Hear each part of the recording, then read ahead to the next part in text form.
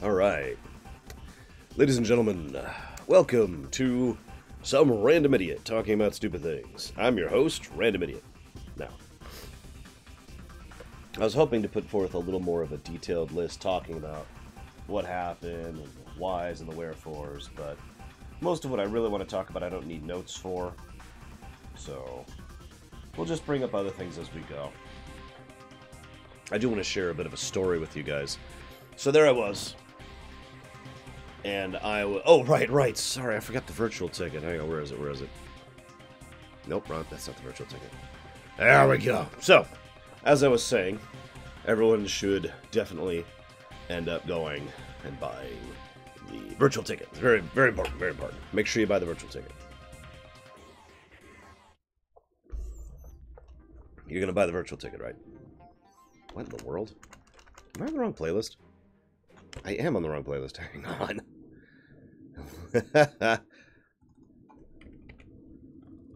There we go. That's the right playlist. My bad, guys. So, as you all know, BlizzCon just happened, and I was talking about it, blah, blah, blah.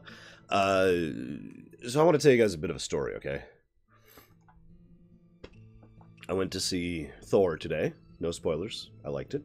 There's your no spoiler answer. And I'm like, okay, cool, Thor. And I'm meeting with my friend, Third. Some of you probably know Third. And I'm like, hey, Third, what's up?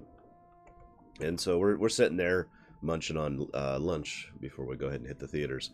And he's like, hey, so what do you think about BlizzCon? And I say, well, the Diablo 3 has been abandoned, of course. Starcraft 2 has effectively been abandoned, of course. What else? Heroes of the Storm is doing like a couple of new heroes and maybe some lore, but nothing interesting, really, to be completely honest. So nothing really new when it comes to Heroes of the Storm. Whether or not there are any relevant Overwatch things probably depends on how much you care about Overwatch. But I personally was actually really disappointed by most of the Overwatch stuff. And then, of course, Hearthstone, which was the big news for me. You know, the fact that they're getting this whole dungeons thing going on for Hearthstone. And I even reinstalled Hearthstone on my phone in preparation for that. So, woo, right? And then we talked about that for a few minutes, as we're actually, you know, we have since ordered our food. We're sitting down, we're eating. And he says, so I can't help but notice you didn't bring up something. I'm like, what are you talking about? That was all the news. There was no other news at BlizzCon. Shut up, music. You don't know anything.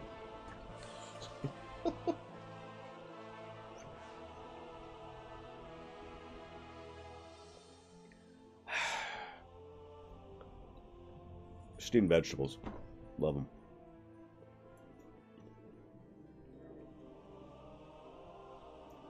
So let's talk about everything but WoW. Shall we? So first of all,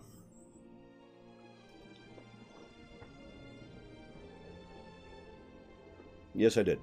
A lot of the stuff I'm going to talk about, I already kind of casually mentioned on other streams, but no, I have not, Dr. Nimbus.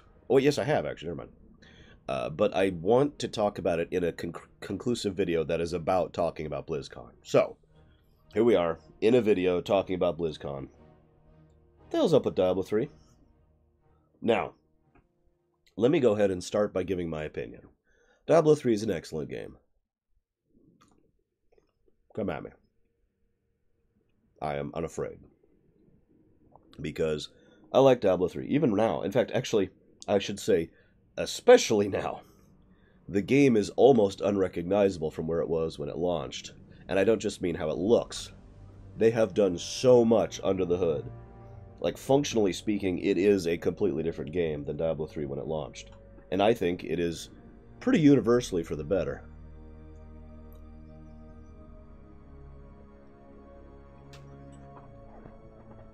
Now, that being said, here we get into theory crafting. Here's my theory. Diablo 3 has been kind of ignored for a while. I mean, yeah, they did the Necromancer thing, which I still need to play. I just have not had time to sit down and play Diablo 3 for fun. But they put out the Necromancer thing, and that was kind of it. Like, for the Diablo anniversary, the only thing they got was a tiny little DLC including a new class. That was suspicious. And then this year at BlizzCon, they didn't talk about it at all. Like, it was in the background as part of Blizzard lore. Like, they mentioned it in Blizzard World at Overwatch, and it was in the background in like all the logos that they had. And they had a very brief panel talking about, like, the artwork of Diablo. That's it. Nothing. So, my opinion, we are staying in a situation in which one of two things are probable. Either they have truly abandoned the Diablo franchise, which frankly I think is unlikely at this point, unless something I suspect is happening, or they are completely redoing the Diablo franchise and keeping quiet about it until it's ready to go live, which it is not. So, now, Hearthstone, Overwatch, Starcraft 2, World of Warcraft, and Heroes of the Storm are all service games. Diablo 3, by definition, cannot be a service game. That literally the way that it's structured, it doesn't function like a service game. Not in the way the others do. So, my theory, my speculation, my assumption is that they're going to push out Diablo 4. No more expansions for 3. No more story packs or anything like that for 3. They're going to push out 4. Hopefully it'll be good. And it'll become a service game. That's my theory. Because Blizzard, for better or worse, has been really pushing the service game thing for the last 2 years now. Now, Little Billy says, what do I suspect? Hang on.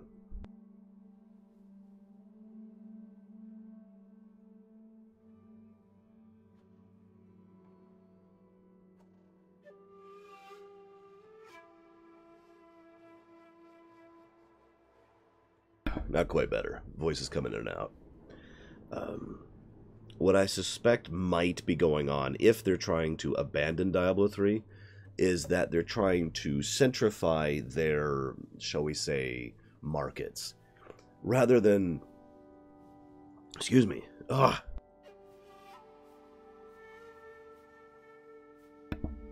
Rather than focus on, for example... I don't like this song. There we go. Rather than focus on what they've been doing, which is MMO, FPS, RTS, MOBA, and, Diablo clone, right? They might be trying to instead do fantasy game, science fiction game, modern, comic book hero game. Because that's kind of the direction they've been going in, isn't it? And so, it might be, this is pure speculative, but it might be that they are legitimately trying to downplay the Diablo setting because as writers, the Diablo setting is becoming too much like the Warcraft setting. They're two fantasy settings and the lines are starting to blur. Now, this is pure speculation, but it is something that would be, honestly, a legitimate reason if I am correct. Because, speaking personally, if I had fantasy setting A and fantasy setting B, and, this is important, I wasn't me, because I make all of my stuff contiguous with itself. So if I was doing these as completely separate universes, I would get to a point, especially after those stories have been out for a while, that my own creative writing is going to start blurring between these two because there's only so much I can write. Even for the overall broad category of fantasy, some things are just going to start seeping from one direction or another, right? I mean, Hell's Bells, that's even been a complaint about Legacy of the Void. Some people complained about how much fantasy started seeping into that. No spoilers, but yeah, right? So it's possible they are legitimately trying to downplay Diablo and just kind of let it walk away. I don't know for sure. Now, actually, Dwarf will be my first Dr. Nimbus. Me and Pax have already talked about that. There is another possibility here. Or I shouldn't say there's another possibility. Damn it, Shreya, that sucks. I'll see you. I shouldn't say there's another possibility. It's more like there is another thing that gives me more evidence to think that this is the case. And that's the fact that they've kind of been abandoning Starcraft 2. Now, I know what you're thinking. What? They haven't abandoned Starcraft 2. Well, actually, they kind of have, if you think about it. Our last real content update was at the end of last year, right? Nova, the Nova missions. And those were okay, but they were literally designed to be like a lead-up into another story. Like, this isn't a spoiler, the Nova missions were a prologue for her story, and then they haven't done anything with that. No word on new missions, no word on a new expansion, no word on StarCraft 3, no word on any future mission packs, nothing. They've been slowly putting out new co-op commanders, which, I'm just going to be as blunt as possible, is not meat content.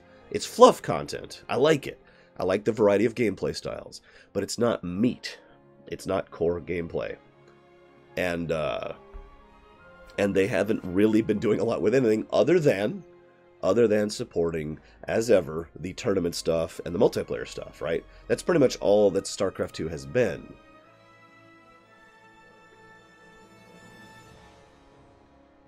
And you might be like, well, why would they pull StarCraft 2 down? Well, again, two reasons, and I already gave them, because I just talked about them with Diablo 3.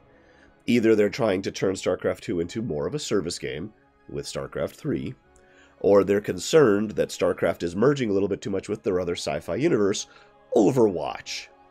And let's be blunt, Overwatch is making a lot more money than Diablo 3 and StarCraft 2 combined. So it's nice to think otherwise, but the money really does make the decisions in the end for this kind of thing.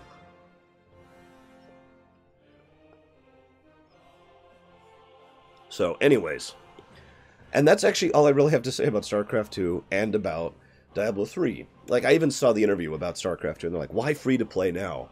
And the guy was like, we're not really doing that much new that's free-to-play that wasn't. And he's right. StarCraft 2 is basically free-to-play right now. You don't get to do the single-player campaigns, and you only get the default co-op commanders, and I think there's like some of the leagues you can't join, and that's it. You can do all sorts of stuff. You can do the arcade, you can do the co-op missions, you can do random multiplayer matches, whatever. So now all they're doing is adding Wings of Liberty, and occasionally Heart of the Swarm, and co-op commanders to the list. And even, I will give credit, the developer said as much. He's like, it isn't actually that much new. It's just we're being more open about saying, hey, StarCraft 2 is free to play, because it's been that way for like a year now. So that's all I really have to say about those two games. Hey, Golvite. The armor, Dr. Nimbus. So, me and Pax both really like the armor. I'm not sure who I'm going to put it on yet, though, because I don't have a dwarf, and I don't plan to. So, let's talk about Heroes of the Storm next. Now, Heroes of the Storm is probably the game Blizzard has been putting out right now that is not WoW, that I am most satisfied with. The variety of the maps, the variety of the players, the consistent support, the consistent loadout of new maps has been pretty good. That's awesome. You know, that's been very awesome.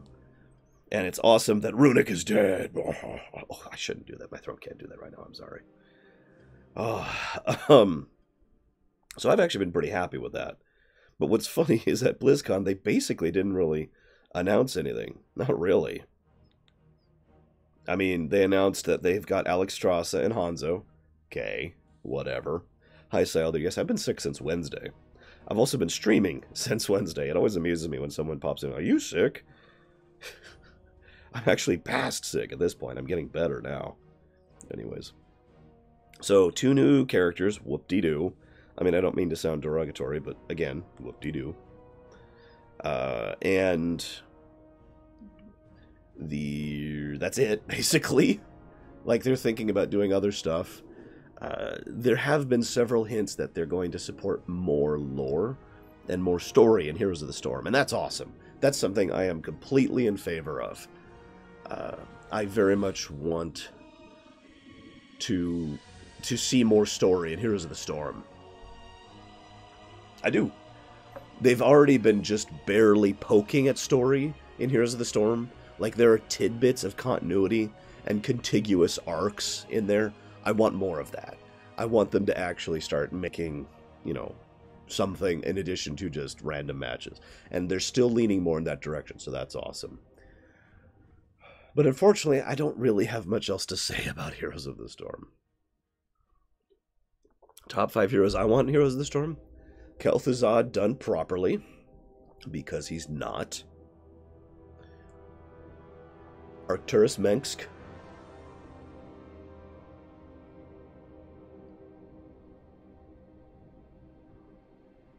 Hang on, let me think. Raytheon. No, not Raytheon. He's a bad example.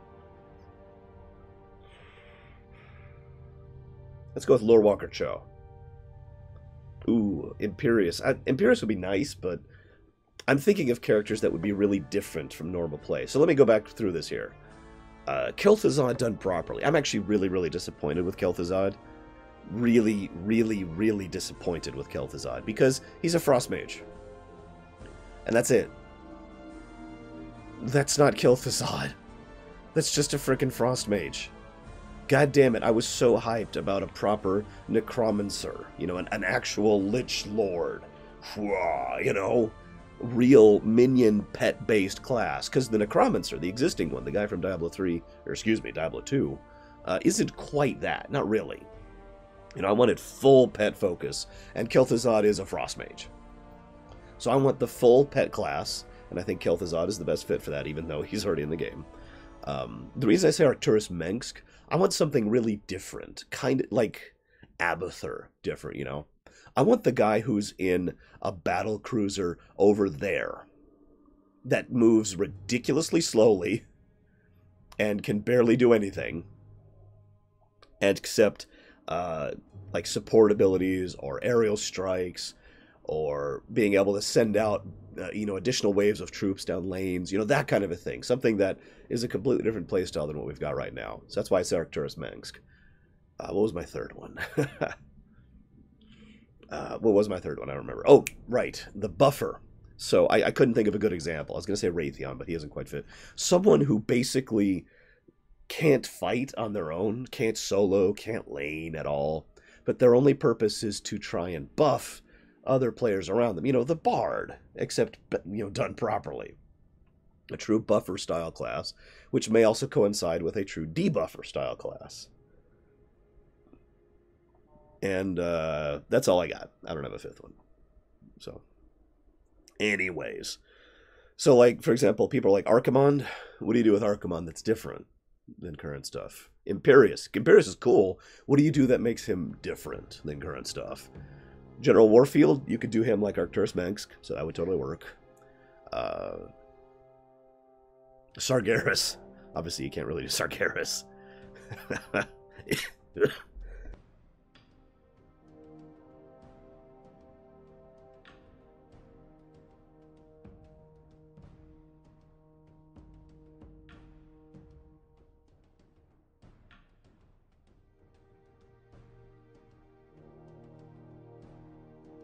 Excuse me.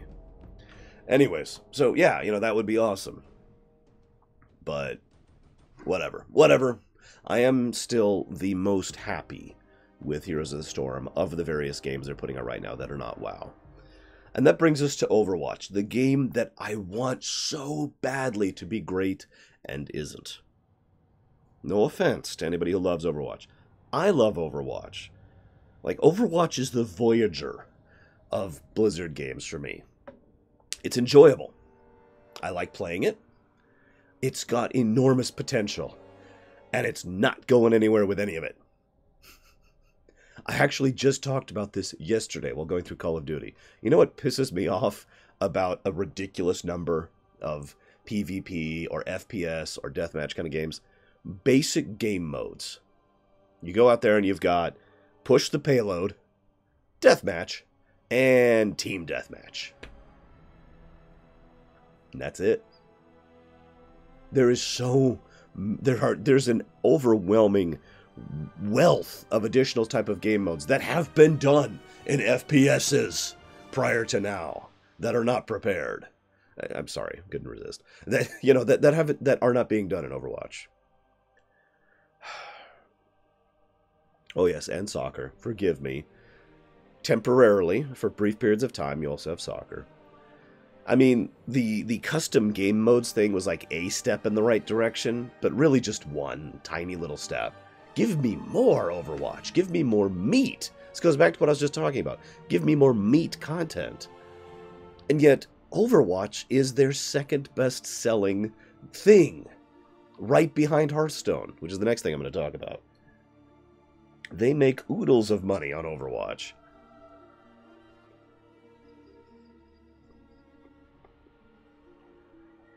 A single-player campaign is probably out of the question. But how about some frickin' co-op campaigns? How about some objective-style missions that can even tell a story as we're going through them? How about, like, stealth stuff? How about asymmetrical stuff? How about... God, I mean, it's not like you can't be creative with Overwatch. It's not like Blizzard can't be creative. I've seen them be creative. They're even being creative over in Here's the Storm. Arguably even in WoW. No, I never got to play Titanfall 1. Never got around to it. And so, as Gabe Mart is asking, and as Warlock is mentioning, given the amount of money that's been flowing through Overwatch, they just might not give a damn. And it's hard to even argue against that, you know? I mean, I hate to say that, because as a creator and as a player, I want more. But, you know, the economist in me, the money understanding person in me, looks at that and says, I could see why you would want to continue to put all of your money and your resources and your people on pushing the market, pushing the esports, pushing the tournaments, pushing the loot boxes. You know, I was watching BlizzCon live. I had the app for all the actual virtual ticket stuff. And when he was talking about new Overwatch content, they're like, new map, which does look good, but it's just another, like, deathmatch push the payload map, so nothing new. It's just a pretty new map. It is very pretty. But it's basically a cosmetic. And then they started talking about the new hero, which, okay, sure, whatever. Shrug. And then they started talking about, and they're like, I've got something for you guys, skins. And then the crowd just burst into cheers. And I think that right there, that moment, that slice of seconds, says everything that need to be said about the Overwatch market, the Overwatch target audience. Guys, we've got brand new skins for you. Yeah. What more do I need to add to that? And again, I'm not trying to shame anyone. It's just, what motivation do they have to have anyone working for this other than art department people and stage designers at this point, right?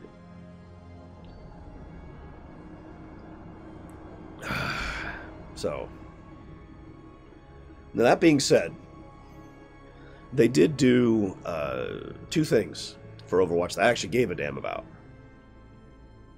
First thing is the Reinhardt CGI, the cinematic, which was not of their usual quality, just to put that as bluntly as possible. They've done better. But they have also they still managed to pull the heartstrings, even with how predictable it was. Even with how obvious it was and how it was just a little bit too rushed, and they should have done it in a different perspective, in my opinion. It was still good. It still made me feel, I'm not gonna lie, it still hit me. It still made me feel. And Reinhardt is kind of awesome. They actually got What's-His-Face out there. He was awesome. So that was cool. More story, more background for him, and more story and background for some of our existing characters, like Reaper, for example. So that was cool. I liked that. Not really anything else to add about Overwatch. It's a setting I would love to see more of. It's one of the first superhero settings I've seen in a while that I'm legitimately interested in. You know the last superhero setting I saw that I was legitimately interested in? The MCU. Specifically the MCU, because I kind of fell out of Marvel years ago.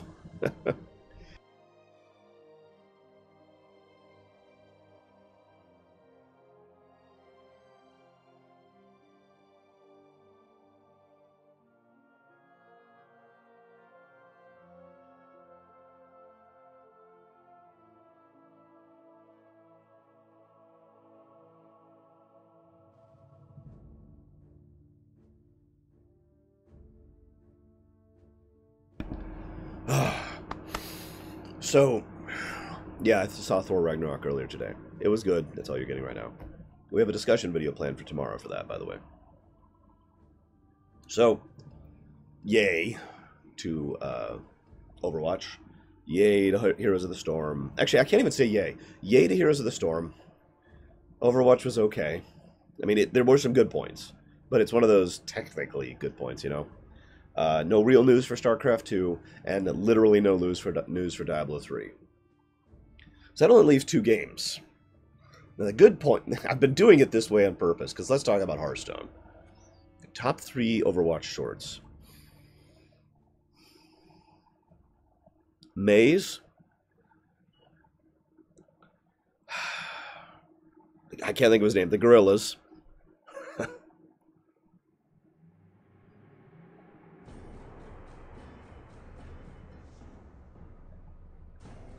And let's go with Widowmakers. Winston, thank you. I knew it was like a boring name. Anyway, so. Where was I? Hearthstone. Let's talk about Hearthstone. So like I said at the beginning, I've actually reinstalled Hearthstone on my phone just in preparation for this. Hearthstone's one of those games that I look at that I just can't bring myself to give a damn about. I know that sounds terrible. Let me explain what I mean by that. Hearthstone is actually a really good game in many respects. It gives you the MTG experience in an easily available, readily accessible format on your phone or your tablet or your computer and whatever else. And it's got a lot of a surprising variety of avenues to play other players. You got the brawls for the random mutations. That was a huge benefit for them, in my opinion. You've got the actual arena stuff. You've got unranked, and you've got ranked stuff. So that's all good. But I've done all that. I used to play MTG back around 2003, 2004. I was very big into Magic the Gathering. I was the person who would go buy boxes and open them and have fun with them. It was awesome. But I've done that. It's the same kind of problem I have right now with PvP that I was just talking about yesterday with Call of Duty. I've done that. Team Deathmatch, I've done that. I don't care anymore about sitting down and fighting some random stranger in a card game, you know? Oh, and also, of course, in addition to everything else they do, they also have a freaking disenchant and crafting system in Hearthstone, which in my opinion is a very good thing. Maybe the numbers are a little bit skewed because obviously they do want you to spend money on it, whatever. But if you open a pack, you have a 100% guarantee of getting at least something you actually want. It is not pure luck-based, and I like that. It's the exact same reason I liked the introduction of Badges of Justice back in Burning Crusade, which I talked about extensively during the WoW lore run. I'm not going to get into that. It's a whole category of game design philosophy. I'm not going to get into that. So, Hearthstone's great, but completely not my market. Really do not care. Until now. Because one thing they've done periodically is they have gone ahead and said, here's Blackrock Spire. Ooh, this is fun. You know, and you go fight bosses, and the bosses have unique mechanics and abilities and all that stuff. You know, they did that with Noxoramas. They did that with Karazhan as well. And then they did that with the Lich King, the recent Lich King expansion. That was awesome, by the way. That's probably the most creative I've ever seen them in their boss design. They did some truly awesome boss design in the Icecrown Citadel raid in Hearthstone. If you haven't tried it out, I recommend it. It's brutally unforgiving, but very well designed. So they've coming out with this new dungeon mode. And I don't know how much of you guys have heard about it. Of course, we're going to talk about it a little bit. I'm going to take a drink to recover my throat for a second here. But dungeon mode sounds awesome.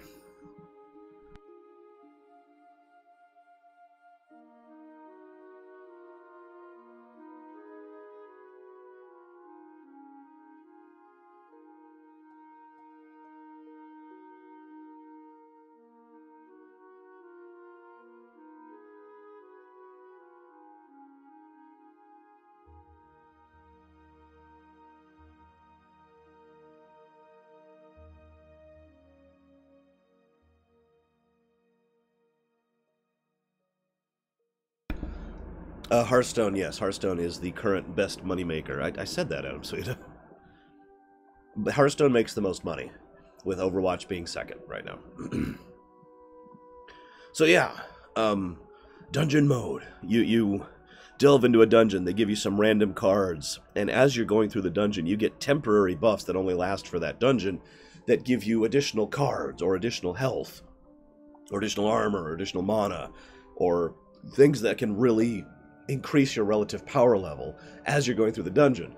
And as you're going down through the list, you get to like new bosses. You fight a new boss, then a new boss, then a new boss. If you manage to get all the way to the bottom, you get these treasure cards, which you can actually then keep outside of the dungeon. And those are the money pieces. Those are the really nice cards, and they're really hard to get a hold of. And if at any point in time you die going down through the dungeon, you start over from scratch. But I like that. It sounds cool. It sounds interesting, and they're talking about all these things you could do with, and more that they want to do with, like, rather than just fight a boss, fight a boss, fight a boss.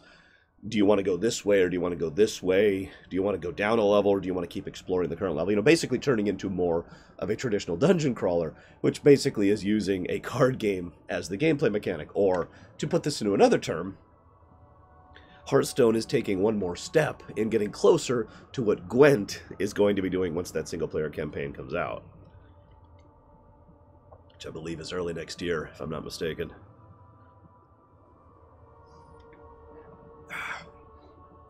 And that sounds legitimately awesome. It's interesting to people like me, because it means I can do something to actually have fun with the game. It's interesting to people who are, you know, people who play versus other people, because they want to go through and get those rewards, and they don't have to spend money. In fact, they basically can't spend money to get those.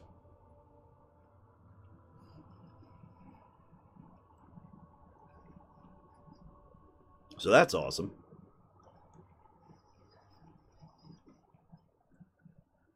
One other thing I want to say about Hearthstone, though. Whoop, whoop, whoop, whoop, whoop, whoop, whoop. We don't want to play that song. One other thing I want to say about Hearthstone. Its creators feel like the biggest geeks of the Blizzard team right now. I could be wrong about that. But I mean that in an absolutely positive way.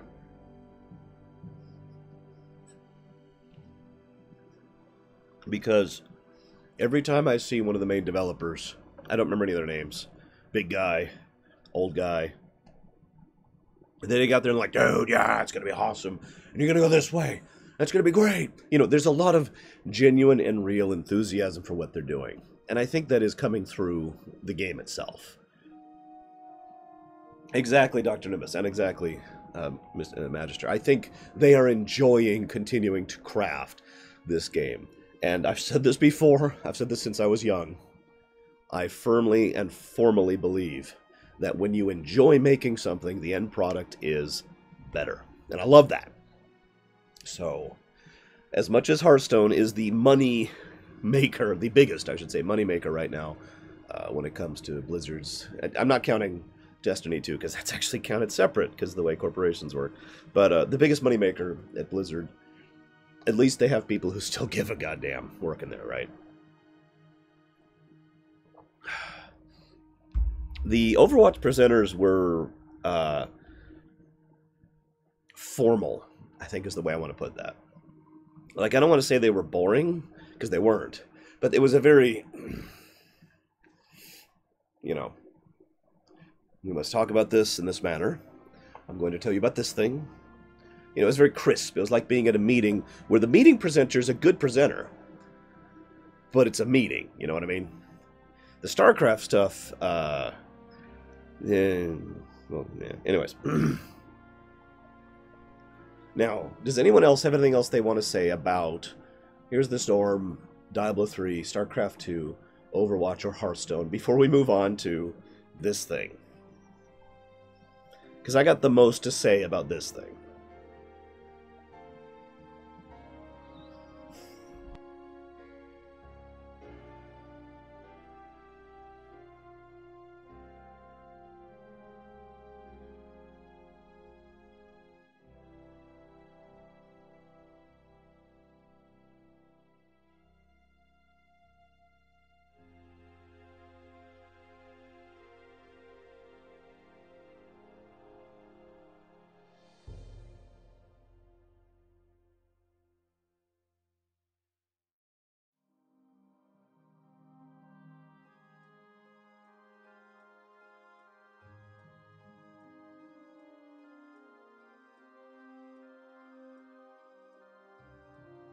Forgive me, I didn't really have lunch.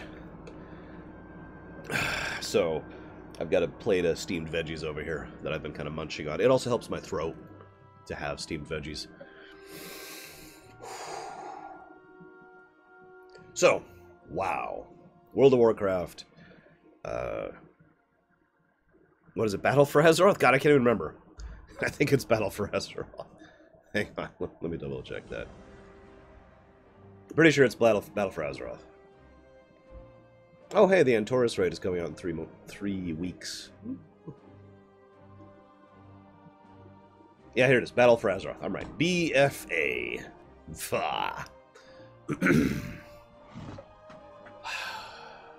Alright. There are 2 people, hi Huthor, who I have talked to since the announcement who didn't really know about it, and I basically gave them the gist of how it was presented to me. Both of their reactions were extremely negative. Like, oh god, really? Or, but that's it? That's all they've got? That's what they're doing next? Now, I've actually been thinking about this a lot, because, and you know what, I'm not even ashamed to admit this, I give a damn about World of Warcraft. WoW is one of those games I have basically been playing continuously for the last 12 years, or 13 years, I guess now, as of this point. I care. I care about World of Warcraft. I care about the people I've met there. I care about the experiences I've had there. I care about how much I have learned about game design and about interacting with others in an internet format in there. I care about how it, even though Asheron's Call was my first true MMO, WoW is what taught me about how to actually really play an MMO and be good about it. Ironically, I then went back to Asheron's Call and was a lot better at AC, but you know, whatever. I still look over Durotar and Dun Morog. Those are the 2 big ones for me. I still look out over Durotar and I still look out over Dun Morog, and I say, home. It's the first thing that occurs to me when I see those things, when I see those sites. In fact, I'm pretty sure I did this earlier. Let me see if I can find the song. Give me just 1 second. So here's one of them.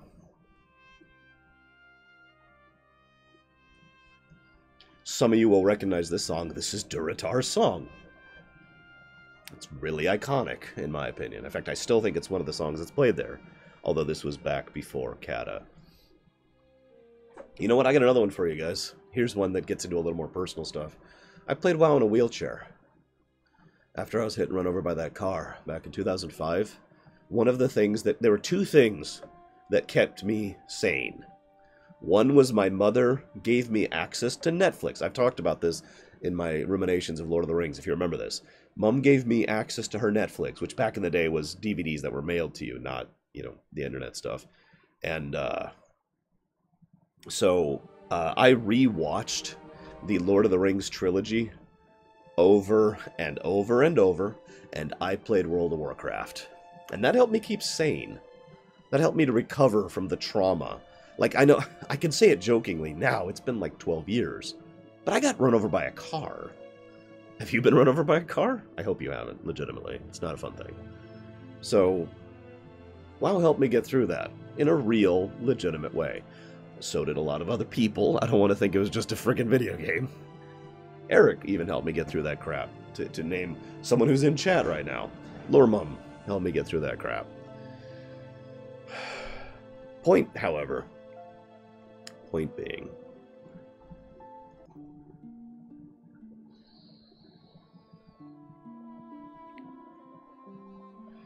so I care about World of Warcraft, and I care enough to really think about this one seriously. My knee-jerk gut reaction? Bleh. And I'm just going to be honest about that. That was my first thought. Anybody who was watching me live while I was restreaming it, I literally slumped in my chair. I was like, you're kidding me. The more I thought about it, the more it didn't make sense. Let me just bring up one thing. Teldrassil is burned. How? No, I'm dead serious. How is that even possible? That's not just a bunch of trees. And even if it was, burning a solid chunk of wood is actually harder to do than you'd think. How? Also, that I had to let the dog out, Warlock. That was just convenient timing. In addition to the act of burning the tree itself, you will have to manage to push them out of one of the most fortified locations in the world. Also, apparently, reaching that location. Remember, we don't exactly have ports on the shore of Teldrassil, on the northwestern shore of Kalimdor. So we have to push through Ashenvale, and then through Darkshore, and push through whatever Draenei fleets and forces, and whatever Night Elf fleets and forces, and whatever Worgen fleets and forces happen to be our way, assuming the rest of the Alliance isn't there, in order to reach Teldrassil, and then burn it. The more I think about it, the more it doesn't make sense. And that's a recurring theme. The more I think about what they've told us, the more it just screams that we don't actually have all the information available. The more I tried to dissect, the more I tried to analyze what's going on with the story, the more I thought, there's just huge gaps in this. And it's difficult for me to properly discuss or analyze when there's huge gaps in my knowledge. You know, I can't discuss, so how, you know, this other thing that happens over here. Well, I don't know how magic works in this setting because it hasn't been discussed, so I can't discuss that, right? I mean, it's like sitting down and trying to analyze the Force in Star Wars. I know that sounds like a weird thing, but think about this for a moment. There is no solid, concrete definition of the Force. It's varied over the years based on the author. So really having a proper discussion and analysis of the Force requires enforcing a set rule set, which is usually dependent on a specific game or a specific book, right? Getting back to my point, there are a lot of bits and pieces. If I was, you know, the kind of person who did essays or whatnot, rather than sitting here and talking, I would go down the list and be like, here's this, hi Hugro, by the way, here's this. There are so many things that don't line up about what they've told us that make me think they're pulling something on us. Because there's really only two possibilities, in my blunt opinion, based on all the information we do have available to us. Either we have multiple writers who are not communicating or are bad at writing, that's possibility one, basically laziness or incompetence, take your pick. And let's be honest, that is a possibility. Or they are deliberately trying to push this in a way to generate hype about one thing that they know with absolute certainty WoW players care about. Because let's be honest with ourselves, and I think Eric was talking about this in Discord a few days ago. When you are a developer, no matter what you do, it's wrong, right? I think some of us, to some extent or another, know what that feels like. If you've ever been in any service industry, even something as simple as being like behind the counter at a like a Walmart or a grocery store or a bookstore, or if you've been the kind of person who's been behind the counter at a fast food place, it's your fault, and it doesn't matter what you do, right? You know exactly what I'm talking about. I know a lot of you know what I'm talking about. So if I was the developers of WoW, which is a game that is always wrong, and people are always complaining about it, 24/7. It's a game that I've given, this is my own quote here, if WoW gave you free money that just appeared in the air in front of you, people would complain about it. I guarantee it. So, what's the one thing that is almost universally liked about WoW? Not completely universally, but it's the most universal thing that exists in WoW. The Horde and the Alliance. And that false dichotomy. And yeah, I'm going to call it what it is, because it is a false dichotomy. WoW has been backing up how false that dichotomy is for every freaking expansion. If you watched the WoW lore run, I showed my work on how even this isn't just my headcanon, even the game, and in the story, and in the quests, from BC, hell, from vanilla, but mostly from BC, all the way up until Legion, has been all about how the Horde versus Alliance thing is a false dichotomy, how it's a blood feud, how it's wrong, how it's bad, how it needs to be properly managed. etc., etc., etc. Pandaria was really strong about this, too. But... No, I cannot, Golvik, sorry. But people still care about it. People still care about it. I haven't really been pro-Horde, or I should say this more accurately. I haven't been really anti-Horde or anti-Alliance for a long time. Not really. I'm still a little bit pro-Horde, if I'm being honest, and I can even give my reason for that. Because, excuse me, because Horde is family. Again, Pandaria just smashed that point in, right? For the Horde, right? That great speech between Thrall and Jen Stormstout and Vol'jin. That was a great scene, right? I know a lot of you know what I'm talking about. Horde means family. A bunch of dysfunctional, has our problems, don't really know how to work together, trying to band together thing. The Alliance doesn't mean anything to me.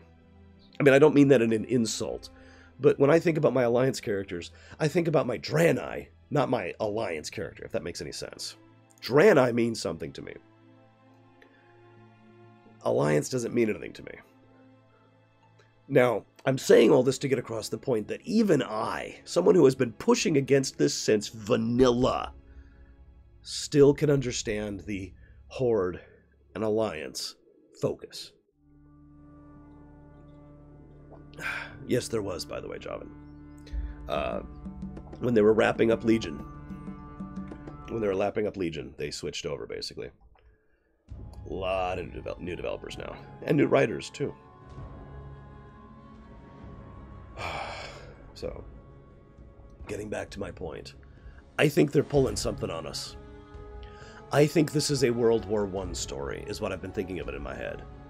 A war that people don't really want. A war that, like, is being pushed because of the reasons war is pushed, and it's a bad thing. A war that is going to end an era. A war that is ending a current cycle of history. Because, think about this for a moment. They keep talking about this Horde versus Alliance thing. Every interview, all the private interviews they gave before BlizzCon came out, that were released after BlizzCon came out, every single one of those interviews is about going back to the faction identity, going back to the Horde versus Alliance, going back to that function. And yet, the first raid is a Titan facility, which has nothing to do with the Horde of the Alliance. And Azshara is already been announced. It's already been announced that Azshara is going to be a raid boss in first tier. She's going to be the second raid after the Titan raid, after Uldir. Think about that. What do we know about the main story of this expansion? Well, the Horde are destroying Darnassus, and the Alliance are destroying Lordaeron, but also, by the way, spoilers a little bit. I cannot talk about this without spoiling something in Legion that hasn't happened yet. So if anyone out there does not want future Legion content spoiled, please mute, okay? I cannot talk about this properly without spoiling Legion. This is your big warning. Warning. Okay, we good? I wish I had my sword here. It'll make sense in a second. I don't have anything even like a sword. Whatever, just pretend I got a sword here, okay? So, Silithus is practically gone, okay? Sargeras, who I remind you is the size of a goddamn planet, took his sword and smashed it into Azeroth. Into Silithus. There is a giant goddamn wound there. Huge wound. We've already seen it. We already know what's happening. It's going to be part of the events that are going live in about 3 weeks now, give or take. Now, why is that relevant? Well, it's relevant because Azeroth is dying. So we got the Horde storyline, gotta recruit the Zandalari. We've got the Alliance storyline. Gotta recruit the Kultiras. And the planet is dying. Even as they were talking about this Horde versus Alliance thing, they talk about how their numbers are depleted. They talk about how they lost so many soldiers and so much personnel in the war against the Legion. They talk about how resources are stripped bare and how the planet, like, they're actually running out of just basic resources at this point. Like wood and iron and oil are getting to the point where just getting a hold of some is difficult. And the planet is literally dying.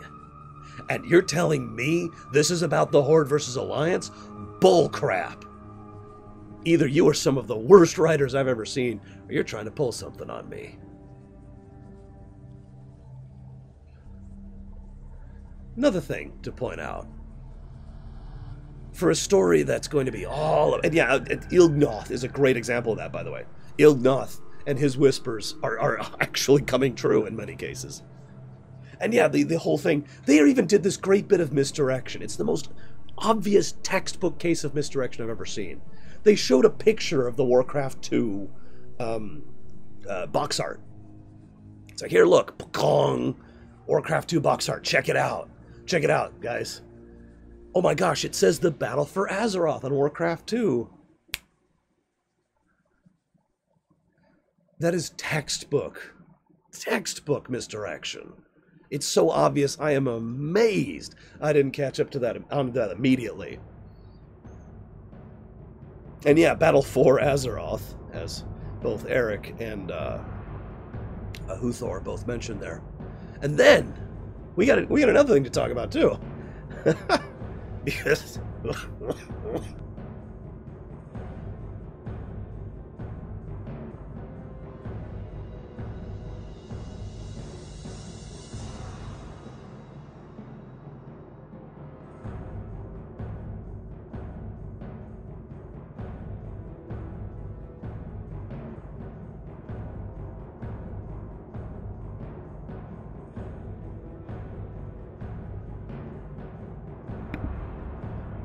And then, in addition to all this, we've got two more things I want to bring your attention to continue to make my point. It's this big Horde versus Alliance expansion, which has tons and tons of PvE content. Now, there is some PvP content. We got that new Battleground that's going live in 2 patches, probably about January or February for that. We've got the new PvP Worlds thing, which I'm actually hugely in favor of, by the way. That's going live. And they've got the option to do the island stuff against other players. But other than that, everything they talked about, the new zones, the allied races, the quest arcs involved in them, the war fronts, the island adventures, all of this crap is PvE primarily. Think about that for a second. In fact, one of these specific interviews I was reading from Ben Browder, I think. No, not Ben Browder, wrong guy. I get their names confused, forgive me. One of the guys was saying PvE is such a huge part of World of Warcraft, we want to continue to primarily be focusing on content for that.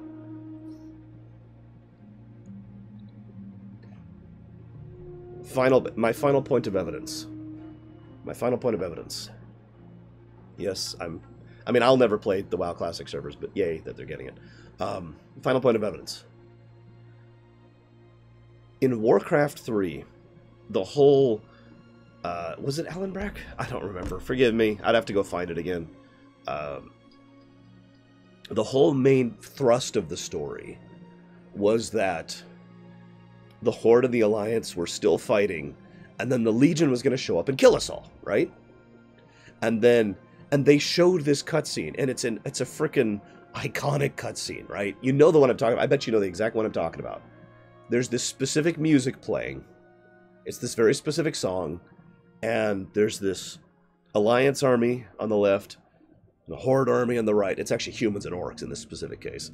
And they're charging at each other, and the orc goes charging, and the Alliance goes, ah, and that iconic music is playing. And the whole point of that cutscene was, we're gonna die because we're too busy fighting each other.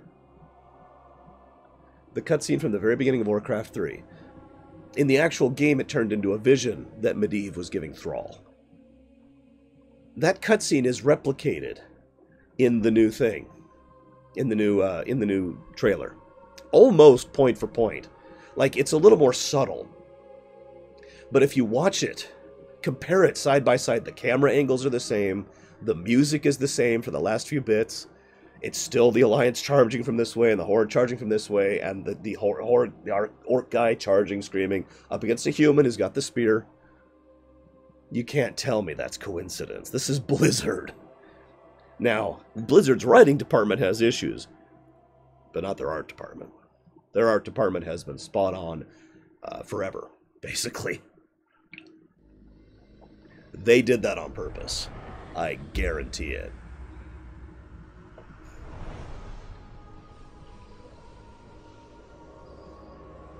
So, oh hey, now this music is playing. It's a great cutscene, if I'm needed. It's still one of my favorite Warcraft cutscenes overall. Like, say, my 5th or 6th. So, 4 years have passed since the mortal race banded yes, together and stood united. Yep, that's great, Maiev. That's great, Maiev. Though Azeroth was saved, That's excellent, Maiev. the tenuous pact between Maiev. the Horde and the Alliance Maiev. has all but evaporated. The drums of war thunder once again. So, yeah. Point being, there are still gargantuan holes in what we know about Battle for Azeroth. Why is Anduin suddenly pro-war? That is almost a complete 180 of his character. Hi, Josh. No, I'm serious. That's almost a complete 180 of his character. I'm not saying it's bad writing. Not necessarily. But why did it happen? One of the most recurring ideas that I've heard from just about everyone, Pax and I both talked about this just last night, is twofold. Number one, we think Sylvanas, and I'm saying this very specifically, not the Horde, we think Sylvanas struck first at something. Cough, cough, Stormwind. And that was a straw that broke for Anduin, who has had Greymane pouring poison into his ear forever, actually, basically. Ever since Cataclysm. Ever since Greymane joined the Alliance, he has been a surrogate ward for Anduin.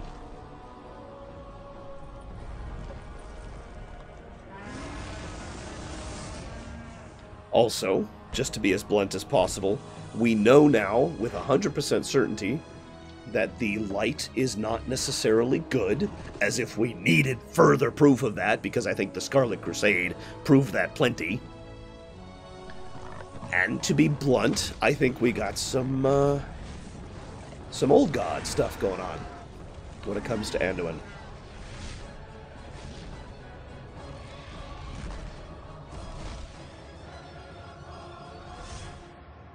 Then we've got Jaina. What's going on with Jaina? Well, the irony is we have no idea. No, I'm serious.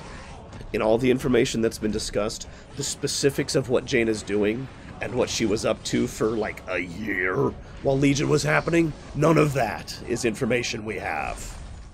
We have no idea what's going on with Jaina.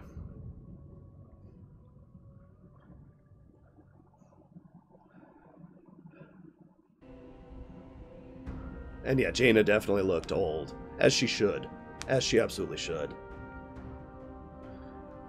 And I think there's more going on there, too.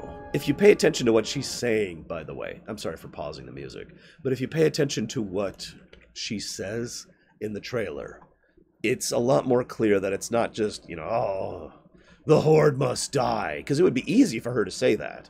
She has said that. She said that in Pandaria. She said that in Warlords a little bit, and she said that rather demonstrably in Legion. But she doesn't say that. She just says that peace is ephemeral and something that can't really probably last. She says that the old embers of hatred and cycle and blah, blah, blah, you know, all that stuff.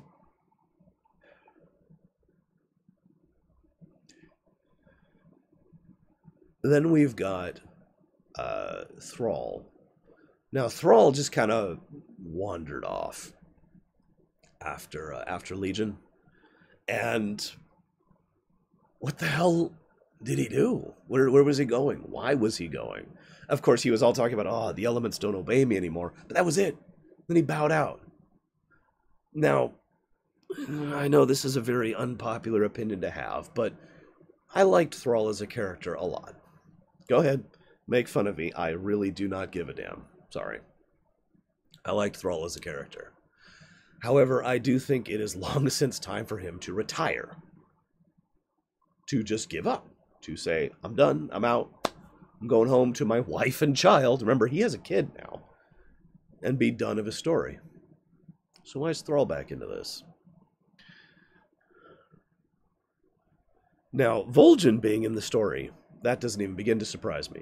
Because he's a troll, and I know troll lore like nobody does.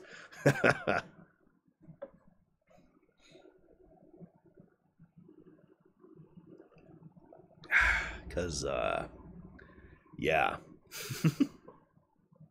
Darkspear never die.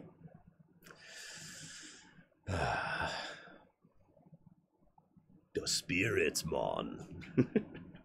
So, that doesn't surprise me. And then we're going to go more into Sylvanas' character. Now, this one's interesting to me. How many of you have actually had the time to sit down, excuse me, and read the prologue to the new Goldie Christie book? I don't blame you if you don't. I don't like her as an author either. I don't. But how many of you had a chance to read it?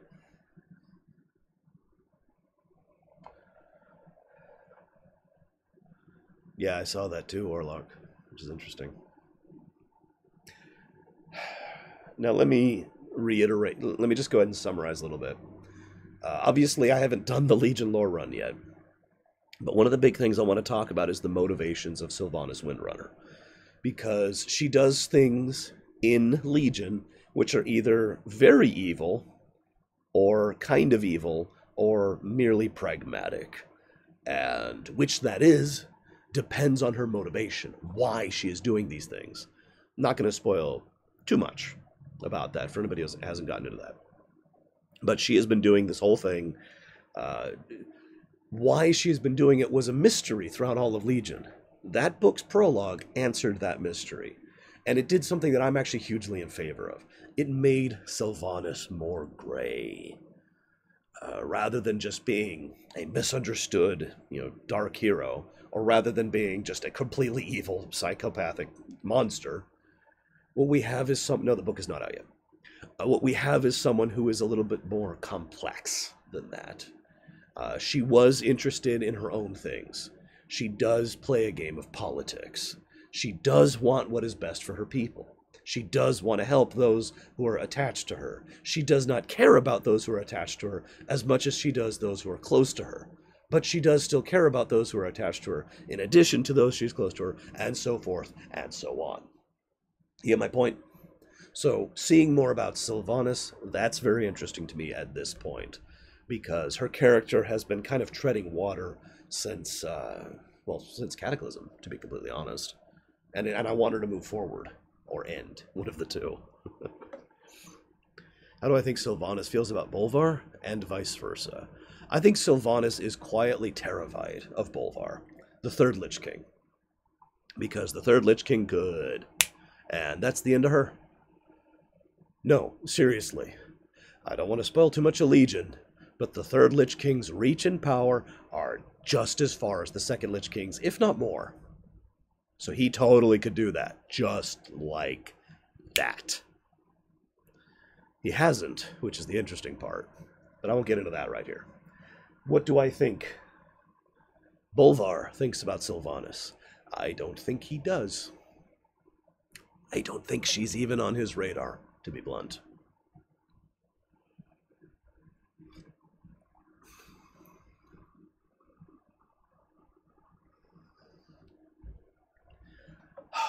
So, I guess we'll find out in probably about a year whether I am right or wrong Yes, actually, Catabo. It basically boils down to preference and a little bit of vanity.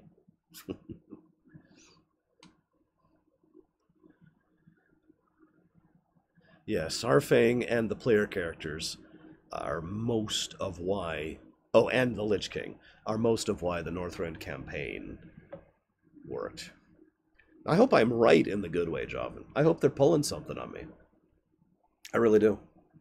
I hope they are trying to play a classic misdirection game and saying, hey, hey, look at this. Look at this. Don't pay attention to my left hand. Don't pay attention to my left hand. It's not over there. It's not over there. I hope that's what they're doing. It's okay, Josh. You can leave. It's all right. I understand that you hate my content. We'll be streaming tomorrow and the next day and probably the next day, and then we'll be streaming Friday. We got a lot of streams for the next few weeks. I am ill. Thank you for noticing. I've been ill since Wednesday. Yeah, I feel like they're pulling a bait and switch on us. Now, here's my big hope. I hope they're doing the kind of story I would do right now for an expansion. And I mean that with total sincerity. Pandaria is the one and only breather expansion we have ever had. Can you believe that? Burning Crusade. Demons are invading Illidan. Right? Northrend. Wrath of Lich King. The Scourge are invading, except they're not actually. That was part of the story, but whatever. Scourge are invading. Oh god. Lich King. Ugh. Cataclysm. Oh god. Deathwing and the Twilight's Hammer invading Pandaria. Hey, we found a new place over there. Let's go check it out. Now, I'll get back to Pandaria in a second. Warlords of Draenor. Oh, the Iron Horde.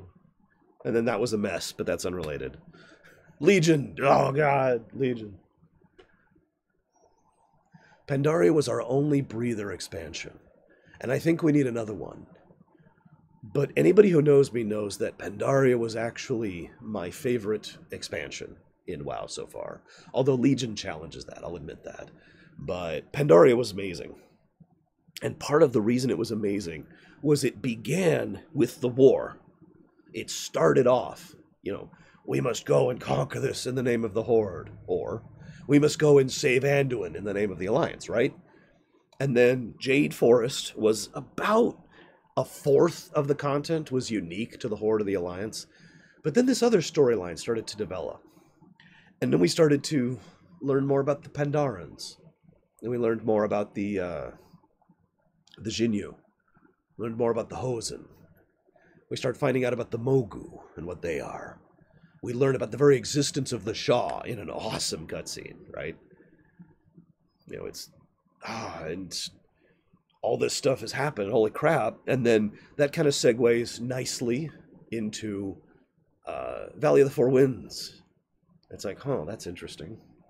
Now we've got, some local problems. And everything stayed just kind of low-key for a while there. It wasn't until we get about to the point where we're really going through the final quest arcs of Pandaria, and the patches start happening, that's when it started picking the pace up again. The proper Horde army and the Alliance army show up on Pandaran shores and start ruining everything. Both of them. The Shah start coming up and becoming more of a problem. We have the Thunder King and the Zandalari arc. And it was all this great bit of old god lore that we didn't know at the time, and Titan lore that we didn't know at the time. It took this little background, basically breather, casual filler episode and presented it as such. But as we went through Pandaria,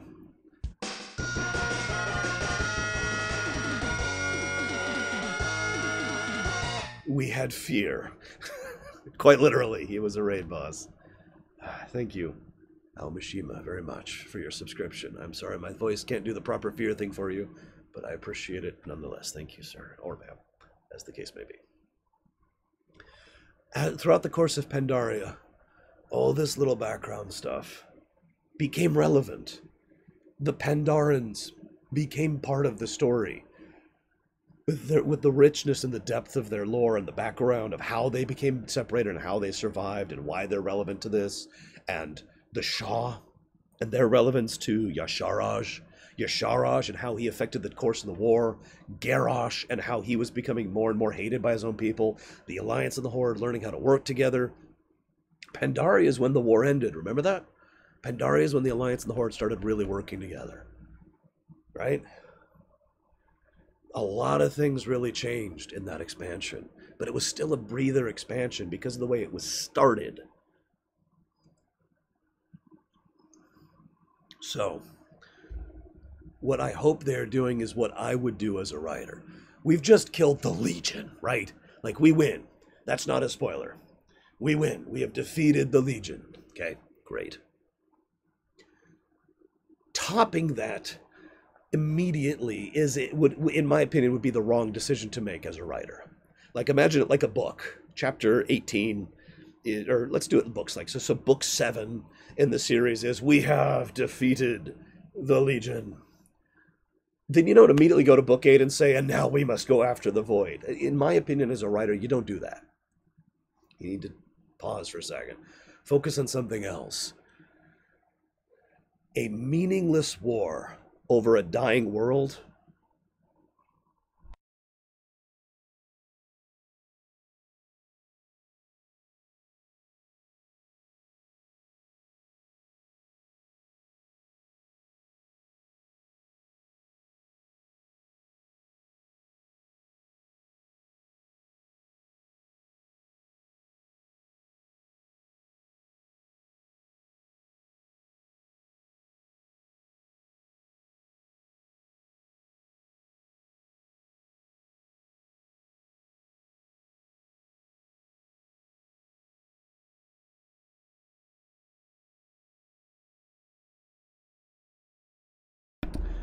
Ahem. A meaningless war started by two people who hate each other and a bunch of people who are tied to alliances to them in a world that is literally dying as resources are getting more and more stripped and rare and difficult to procure. That sounds like the kind of story I'd tell. I've already said it. World War One. It's going to be World War One. The end of an era. An entire era in human history ended in World War One. We are, by all arguments, still in the era that began after World War One because of how significant and impacting that was in our real life history. So like I said, this is the kind of thing I would write. Absolutely. I would write, and in case you don't know World War One that well, let me put it to you this way. This is a hugely summarized version, but Bob and George, well, okay, Bob is pissed off at George, so Bob wants to go to war with George. But in order to go to war with George, he has to call in his ally, because he's worried that other people will be upset that he's going to war with George. So he calls his ally in. His ally decides to mobilize. Now, because of the fact that his ally is a major power, regardless of the fact that they're at peace, the mere fact that they're mobilizing means other nations now have to mobilize. Because, for those of you not aware, mobilization is this kind of thing that takes a huge amount of time and effort and resources. Literally weeks and weeks and weeks. You know, you got to call men in from their homes. You got to start training them back up. You got to get the resources out there. You got to get the supply trains going. You got to get the railroad properly running again. All that stuff, right? And you could see how this one little thing, it's just Bob wanting to go to war with George. That's all it is, really. And the funny thing was, in real life World War One, it was mostly just a war of, all right, get a few concessions and we're done. Which is the same as virtually every other war that had been in what I call the Casus Belli era. It wasn't a war of conquest. It wasn't a war of annihilation. It was just another war. But the world was changing. Things were different. The environment was such that one person couldn't get to war with another without dragging someone else into it. So if Greymane is pushing for war against Sylvanas, and if Sylvanas is pushing for war against Greymane, the two of them are going to drag the entire planet with them because of the nature of the environment. Most of the separate races of Azeroth right now can't really stand alone. It's the world. It's the pre-World War One era. I mean, I know I keep banging on about this. Those of you who know about history probably can see exactly what I'm talking about here, because it's not just the orcs anymore. It used to be. You remember that? You remember when it was just the orcs over there? When it was just the humans? Remember it was just the dwarves? It's not anymore. It hasn't been. The environment has changed. The world has changed. Alliances have been forged, in this case not by political expediency, but by literal need for survival. All these people have been shoved together to the point where they have these basic blood oaths of alliances to form to form this unified power. You know, we all talk about the alliance versus the horde. There's a lot of pieces. There's a lot of moving pieces in that engine. There's a dog that's wanting my attention right now. I'll be right back.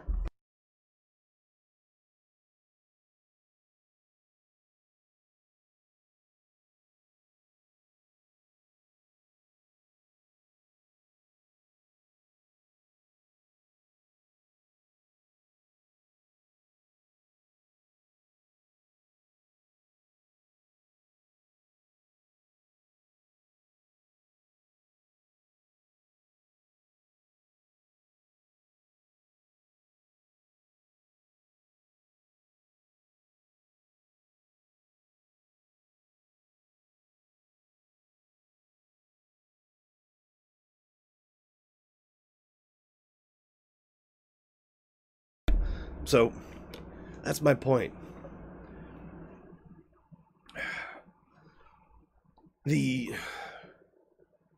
All it would take for a war to happen is Bob over there, Greymane, to be like, screw you, Sylvanas. Remember, I do understand, Josh. I don't have clinical depression myself, but I do understand.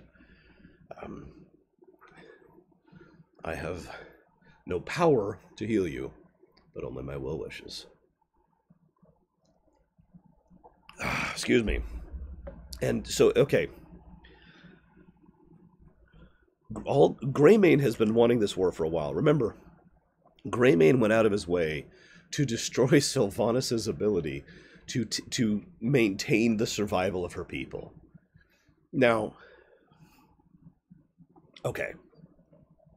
How much of that is morally acceptable, was the right thing to do? That's all debatable. But you have to consider Greymane knew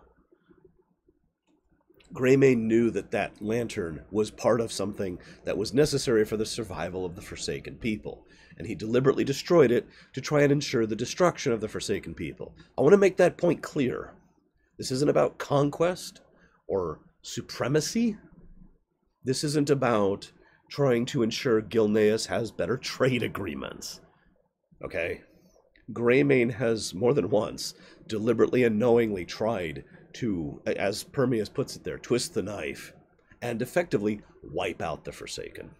And you know, the best part is, I've heard players talk about that too. I've heard players talk about genocide of the Forsaken as a legitimately good thing.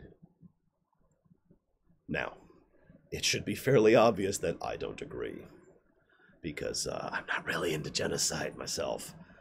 But, yeah, I mean, that's where Greymane's coming from. Now, I don't want to come off as just too negative on Greymane, although I do think he is worse than Sylvanas, personally, because Greymane has basically just been, I'm here to kill you, screw you, revenge, revenge, revenge. That's been his focus ever since Cataclysm, and I understand why.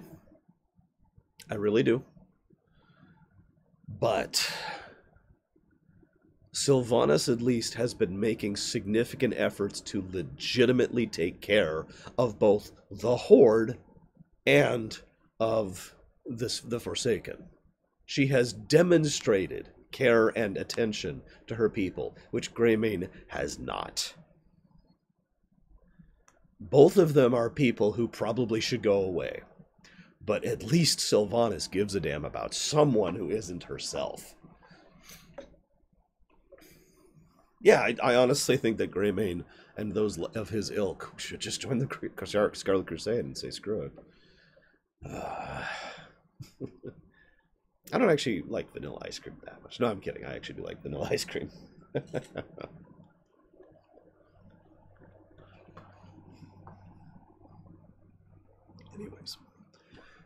Anyways, so yeah, I mean, even in Legion, when was the last time Greymane talked to his daughter? Speaking as someone who's done the Rogue campaign, not for a while.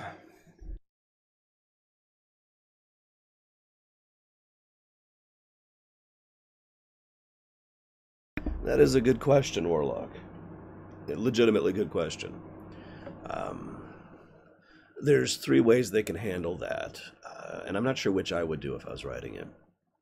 So first of all, it could be stated that the political power of the PC fades when the Legion is defeated. You know, and that makes sense. That's how people work, right? Like, okay, World War II, Nazis, okay? Nazis were the bad guys. We pretty much all agreed. Even people who hated each other, even people who just couldn't stand each other said, all right, and worked together to go against the Nazis, right? It's just a very obvious, blatant example I could give. That hasn't been true since Icecrown Huthor. Provably not true. So those people are stupid for claiming that. The community night, I didn't actually get to watch the community night, unfortunately. I had to go to bed. Where was I? So, you know, it's a really obvious mentality. You know, we are, oh God, we hate each other, but Legion, right? So okay, we'll band together. We'll form the High Lord, you know, the Paladin Circle. We'll form the Death Knights and get the Four Horsemen going. We'll form the Shaman's Council. We'll reform the Black Harvest, right? Get all that going. The Legion's defeated. Well, there's no real need for those political entities to exist anymore. Just like how the Soviet Union and the Western powers of the United States and Britain didn't really stay together as soon as the Nazis were defeated, did they? In fact, we have a whole term for that. It's called the Cold War. So it's easy to understand how they could go that way with it and completely destroy any political power that the PC has, as everyone goes back to their old alliances, right? Second possibility. We could maintain that political power and start working in a new direction. Remember, one of the major plot arcs that we know already, with the information we have at our disposal, is going to be running through the new expansion is the world's dying, and we need to heal it. The Alliance and the Horde aren't doing it. It's actually part of the lore. Again, it's already stated that Magni, as speaker for Azeroth, went to the leaders of the Alliance, and then went to the leaders of the Horde, and both of them said, piss off, we're at war. So he comes to us. And we're off to save the planet again. So we could keep our relative political connections and use those to try and fix this goddamn world again. And third option, it's kind of related.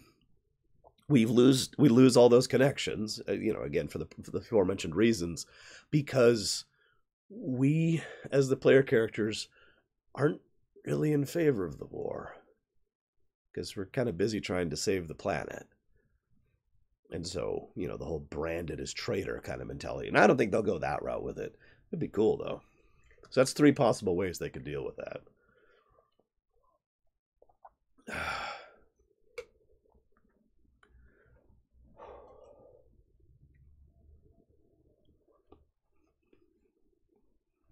I don't know, Permeus. I really don't. It's a very valid question.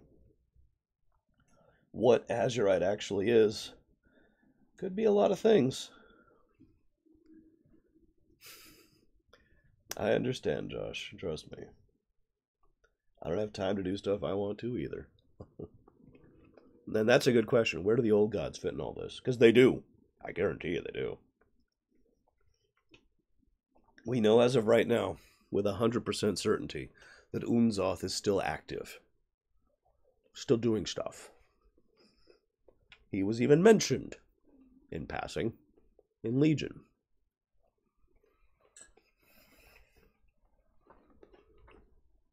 So how's he fall in? How's he take part in this? Eric mentioned his idea, which I love, actually. I doubt it's true, but it'd be awesome. You know, the idea that the old gods are I guess, really moving in a big way, you know. All right, we tried to corrupt one powerful entity into killing the world for us. That didn't work out. We tried having a whole organization that would infiltrate to kill the world for us. That's the Twilight's Hammer. That didn't work out. Why don't we just force the two factions to fight each other until they kill each other out? I like that idea. Wouldn't even be hard. Holy crap. You guys remember? I don't know how many of you remember this. The last war between the Hardened Alliance was started by the Twilight's Hammer. Remember that? I mean, yeah, there were other issues behind it.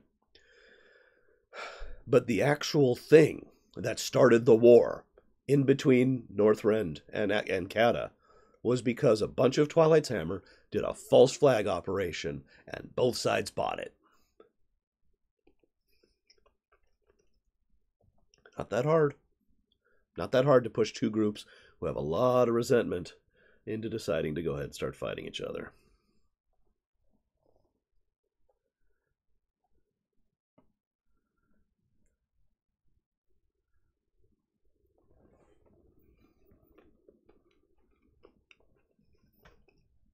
Now, I saw in the Q&A, actually I do, Josh. I saw in the Q&A, and I'm not sure how definitive this is because they're still doing some work on this expansion, but the idea was that Teldrassil happened before Undercity. I want to know where Stormwind happens in relation to these two.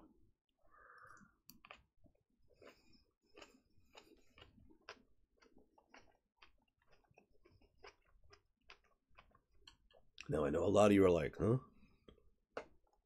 In the book that I mentioned earlier, Sylvanas is talking with Nathanius Blightcaller about where she wants to go next. You know, now that the war is over, you know, what is it? The Desolate Council? Was that it? The Desolate Council has been formed. They're trying to have a more republic, democratic leadership of the Forsaken. Some of them don't want to have eternal life. Some of them want to die. Some of them want to fade away. That's actually a big political topic right now amongst the Forsaken. I love that idea, by the way. That's a great concept. And then she mentions that there's something that she wants very badly. She wants to go to Stormwind. Now, we don't know why, but that is important. Because she can't take Stormwind. It's not a conquest thing. I'm sorry. She lacks the power to go after Stormwind and conquer it. Even if she got the rest of the Horde on her back. That's not happening. So what does she want in Stormwind? And how does that provoke these events? Because I almost guarantee you, whatever she wants in Stormwind, that's the first domino of all this crap. Now, I am eating steamed vegetables, potatoes, onions, and carrots. Thank you for asking. It was mentioned while we were covering this stuff live that one of the things that they might be after is if Arthas's corpse is actually there. Because we don't actually know if Arthas's corpse is there. We don't. It's speculative. There's plenty of tombs in real life that are just empty, right? So we don't actually know if Arthas's corpse is there. But if it is, I could think of a lot of reasons why the Forsaken would want Arthas's corpse. Can't you?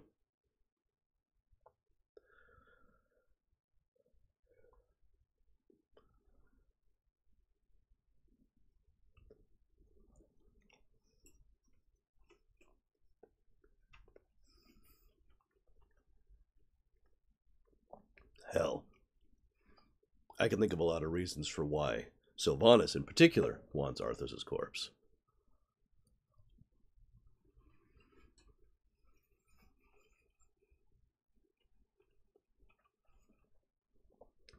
As of this point, Warlock, reasonably certain, but we do not know with 100% certainty. The Warcraft Chronicles books added more to the lore of the old gods, sufficient that we can say with relative certainty that what we were fighting was the actual old gods, because they're not actually that powerful, not as powerful as they were indicating they were, and that they are dead. However, the only old god we know with 100% absolute certainty is dead is Y'Shaarj. It's the only one that's been 100% confirmed.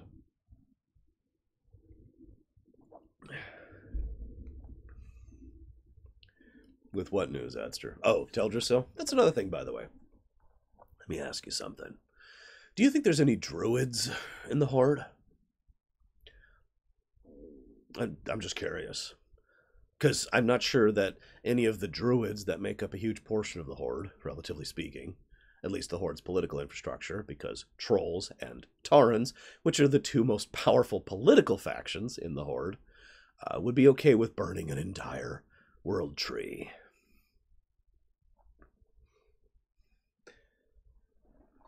And, yeah.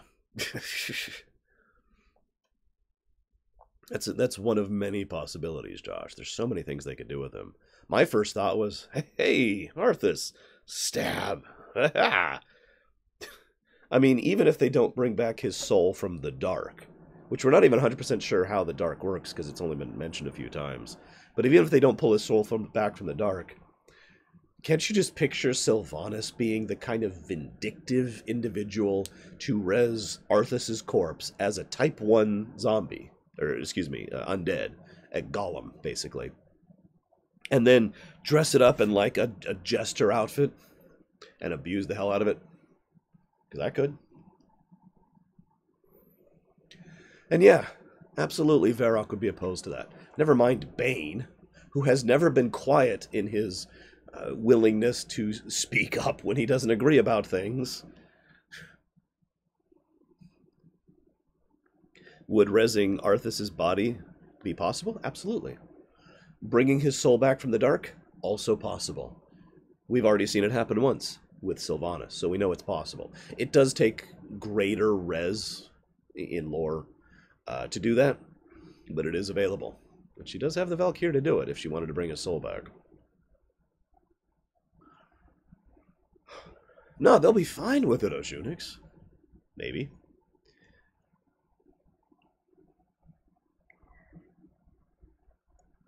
I've heard that rumor, Warlock. Not sure what I think about it yet. But, it would be a way that could be accomplished. That brings us to the why. Here's what I'm thinking. This is how I would lay it out, okay? Lay it out, excuse me.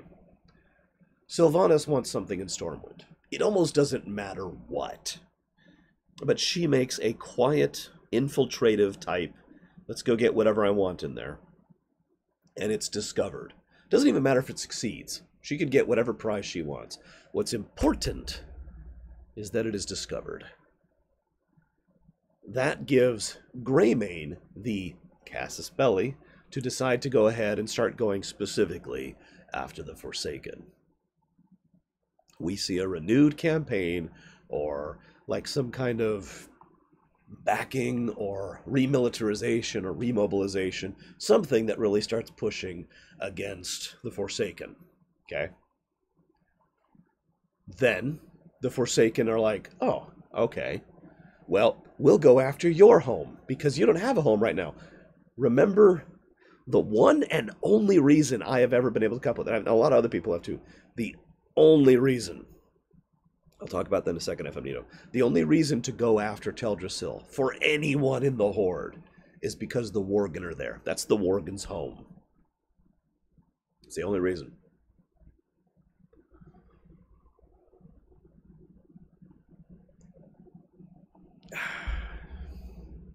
So, Greymane pushes. I almost guarantee Greymane actually starts this war. But it almost doesn't matter who. In fact, one of the things they said several times in interviews and at Blizzcon was, it doesn't matter who fired the first shots. And it's true, actually. It actually doesn't matter who fired the first shots. One way or another, Greymane pushed against the Forsaken, and the Forsaken pushed against Teldrassil, because that's where the Worgen are. Well, Han shot first, but, you know, that was the shot around the world, so... There's a reference no one's gonna get.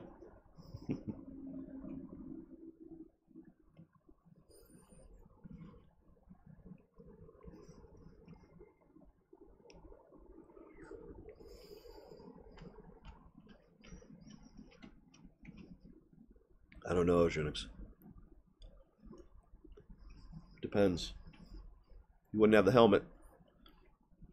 Wouldn't have the sword. So that's two big things he'd be lacking.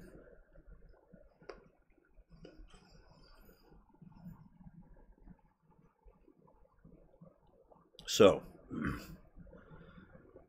to answer FM Nito's question, let me say something that's going to make me sound a little bit unpopular. I was looking forward to a revamp of the old world. We're at the point now, about one for me is a gun. We're at the point now where we have the tech available to completely scale zones in ways we haven't had for a long time. We actually are already accomplishing this in several ways, most notably in the Burning Steppes. So keep Cataclysm as a scalable thing for leveling, right? But then have a certain point at which you hit a trigger and now you're in the new layer, and the new layer is an alliance-controlled Eastern Kingdoms and a Horde-controlled Kalimdor. I was looking forward to that idea. Or not the Burning Steppes, sorry, the Blasted Lands. I get those two so confused. They're both red and craggy. What do you want from me? Anyways, I was looking forward to that idea. The idea of a Tirisfal, which is a Worgen zone, you know? The idea of Gilneas being taken over. And yet, in the actual deep dive, they completely said that's not happening. In fact, in the deep dive, when they actually were up on the stage talking, they were like, nope. Because Undercity will be gone, and Teldrassil will be gone, and everything else is the same.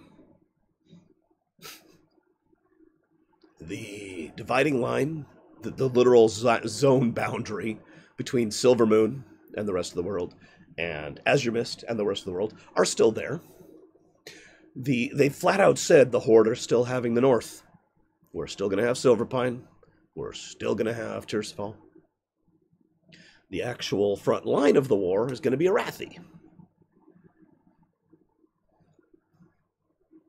And that's disappointing to me. That's discouraging to the point of, why are you even doing it at that point? You're not changing anything at that point. That's like flinging a sticker on a car and saying you gave it a new paint job. You got to do a little farther than that.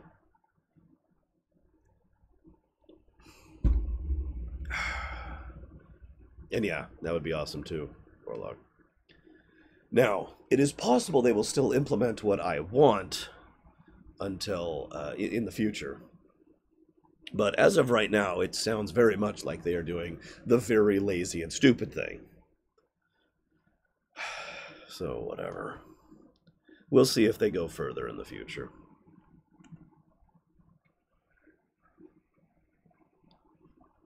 No, I don't want the Blood Elves to go extinct. I want the Blood Elves to find a new solution. I mean, the Night Elves and their connection to the tree would be severed too, right? Now, granted, there's issues with that, which we talked about during the lore run, but I mean, you know.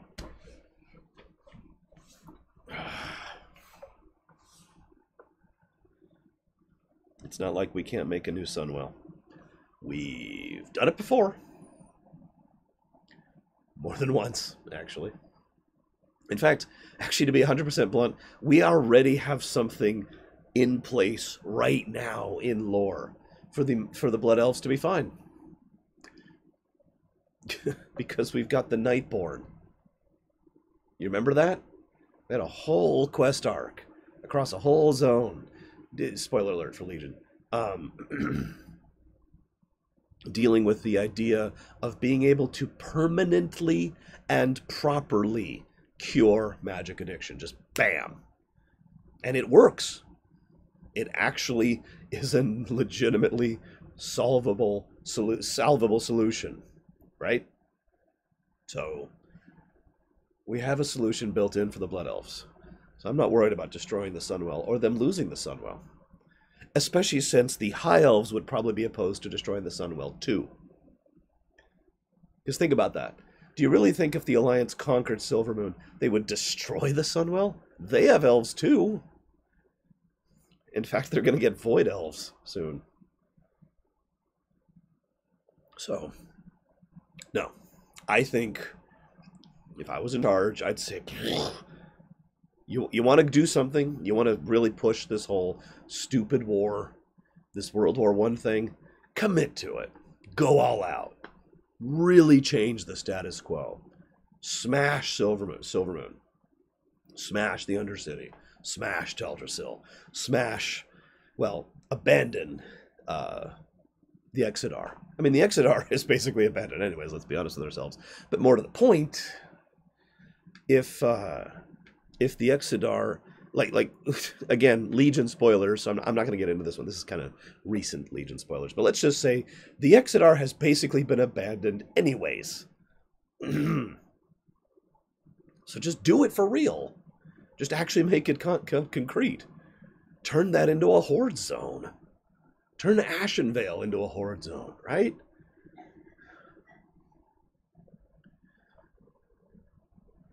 Well, I do think Void Elves make a lot of sense. I don't want to talk about why, because it gets into kind of spoilery stuff.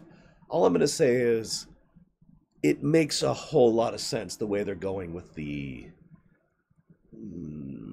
void power thing in Legion, and we'll leave it at that.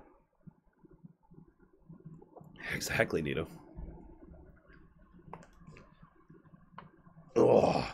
Although at this point, to be blunt, I'm not sure Argus is rebuildable. It's been wrecked for a while. Of course, Ojunix. If he had other people whispering in his ear, or if this was him trying to push for a war that trying to support a war he didn't actually care about. It actually does, Catabo. The trick is, drawing on the light is relatively easy. Drawing on the void is very difficult. It requires constant mental self-discipline. Again, I don't want to spoil Legion too much, but there's an entire story arc. It's a great quest arc about trying to learn how to master void energy and how difficult that is, how much discipline it takes, how many failures there are, how most people screw it up. If I could use a direct parallel, the dark side, as I interpret it, over in Star Wars. Now, I know, again, I mentioned earlier, the Force is different depending on who you are. But the way I've always interpreted the dark side is it's an energy source that is not innately evil. It's not bad. It's not wrong. It is aggressive. It is emotional. It requires that kind of significant, passionate connection to use. So, of course, it would be much easier for someone using the dark side to become evil because you're using all these passionate, strong emotions, right? Same thing with the void. Same thing with the void. You know, it requires this constant discipline to use it, much more difficult than the light. But it isn't actually evil. It's just a different energy source. And God's sakes, the light and dark dichotomy thing has been hammered in a lot, even in WoW. And again, recently with the Forge.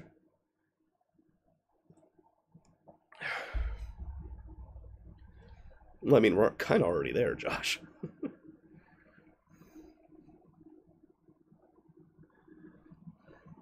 I have a feeling I know what's going on with the Army of Light, but as for winning the war, well, it depends on a few neutral powers. Because there are still neutral organizations in the world that aren't actually part of the Horde of the Alliance. What do you think the Cenarian Circle is going to do? What do you think that the I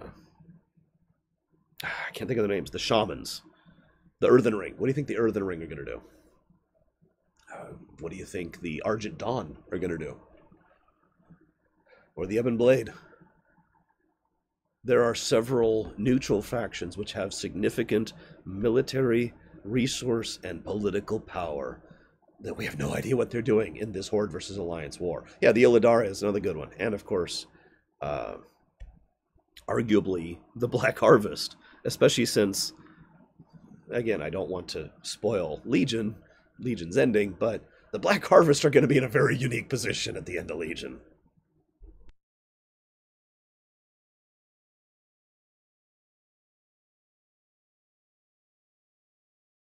No, you misunderstand me, Fallout.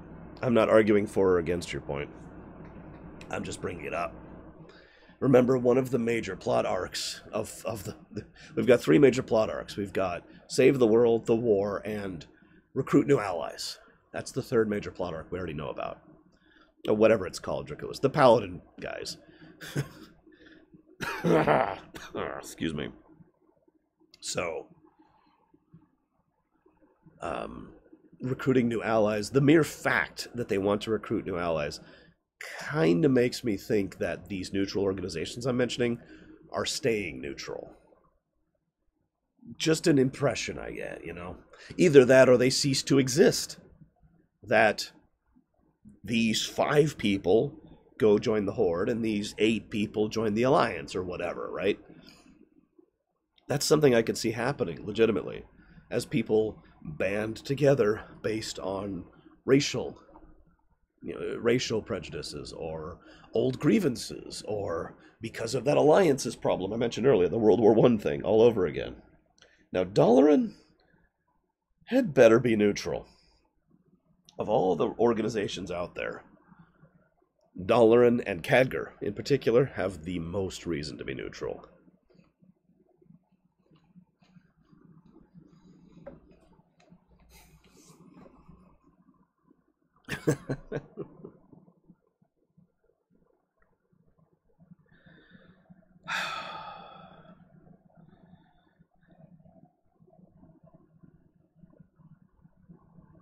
So,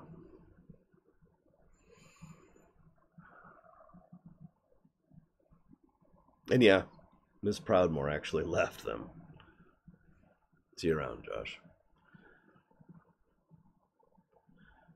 Now, I've got one last theory to share with you guys. You know how many times Blizzard devs have brought up the Other Worlds concept? For those of you who weren't around at the time, back during the Burning Crusade, one of the things they talked about was how excited they were to use all those gateways that were left behind by Ner'zhul to go to Other Worlds. That's how far back this goes. Also in Vanilla, they were thinking about it, not as much, but it was something they were thinking about doing and wanting to do. It was basically supposed to be their second real expansion. The first expansion was supposed to be Cataclysm. Yeah, I know, right? So, and this has come up several times, but in Legion, right now, the current patch, you can go to a certain place and go through all these portals to go to other worlds. And we're actually finally doing it. We're finally going through portals into random other worlds. Some of them look really cool, by the way. I like what they're doing with that. If anything, I wish they would do, more with that. But yeah, I think, this is my final theory, I think we might be leading to the point where we are going to leave Azeroth in a more permanent fashion. Not because of conquest or, anything, not because we literally are failing. Because Azeroth is dying, and we kill it. And by we, I don't mean the player characters. I mean the Horde and the Alliance.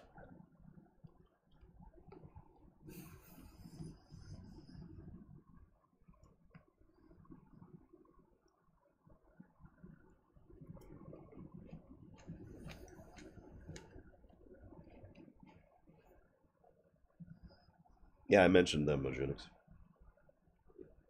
Although, who knows at this point?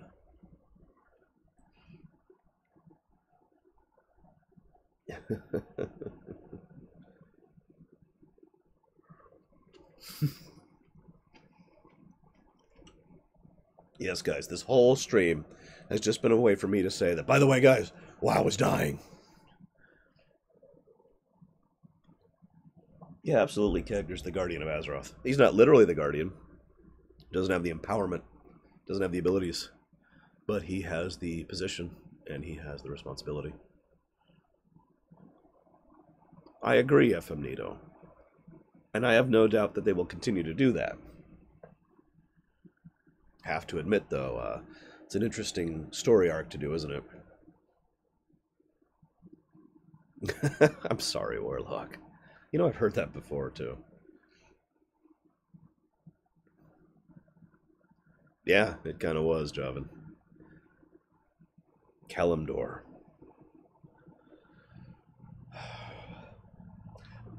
By the way, just one little small thing. You know how the Blizzard art department, the cinematic department in general, is very precise. You know, they don't do anything by accident, is what I'm trying to say. They put a lot of thought, they put a lot of effort into doing their cinematics, right? I mean, we all know this. One of the things Sylvanas says in the cinematic is, we are paying the price for sharing the world.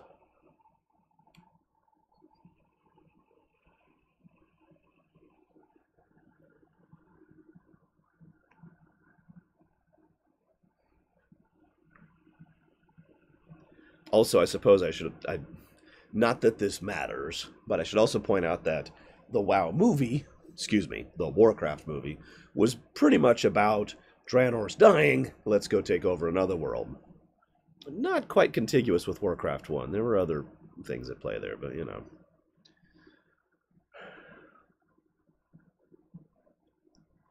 Good question, Warlock. I'm not sure. Yeah, interesting thing to note, by the way. I have no idea what exactly is going on with Anduin, and I really hope they tell his story, because what the hell? But you notice in the cinematic, he wasn't like, oh, I'll kill you all. He was hesitant. His expression was pained. You notice that? In fact, he was wearing a mask at first to hide it, quite literally. And if there's one thing Blizzard likes to do, it's to have literal metaphors. I'll give you an example. In the Legion lore run, in the Legion lore, that's not happening till next year. In the Legion cinematic, Varian has Anduin, a picture of Anduin in his compass. You know, a literal metaphor. I'll give you another one. In the Pandaria cinematic, there's right at the beginning, there's the two ships that have just crashed. And because they're crashing together, the two poles, one which has a Horde flag and one which has a Alliance flag, are pulling each other down, and both of them are falling into the fire. Again, the literal visual metaphor. So you can't tell me that Anduin wearing a literal lion's head mask is not another example of that. And yeah, the first time he actually seemed to be knowing what he was doing was when he dropped his sword.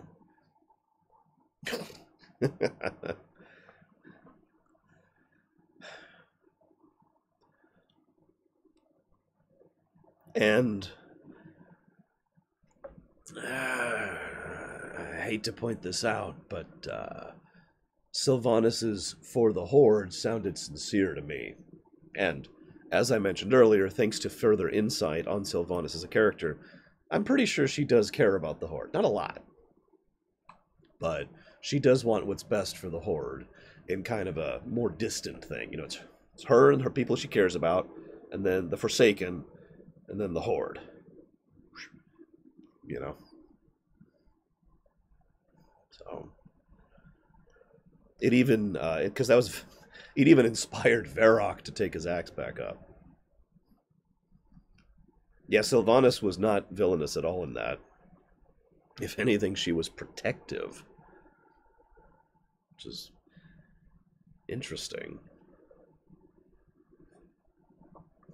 Yeah, that's true. Star Wars does the same kind of bam symbolism a lot.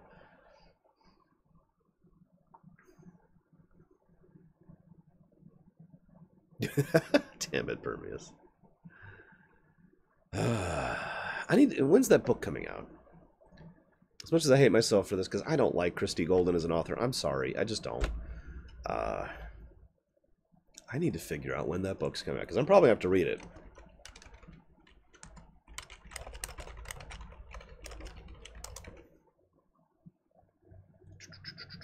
Here we go. This is coming out May 15th next year. So, guys, the expansion is not coming out before May 15th next year. I hated War Crimes.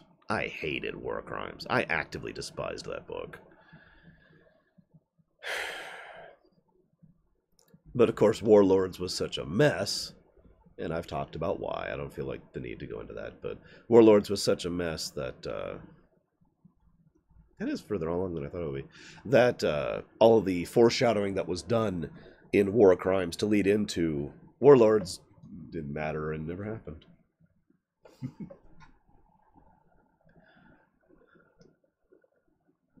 So. Hello, Pyro. We have been discussing many things. I'm actually kind of out of stuff to talk about now. I hope this expansion's good. Can I share something kind of depressing with you guys?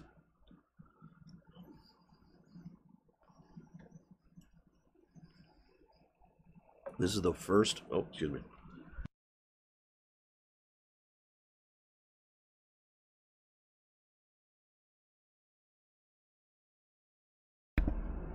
This is the first expansion for WoW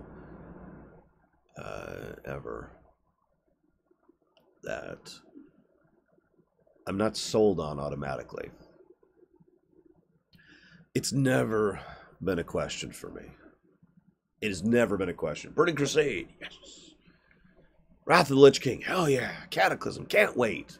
Pandaria, well, that seems weird. But, you know, okay. And, you know, Pandaria is my favorite expansion. That certainly turned me around.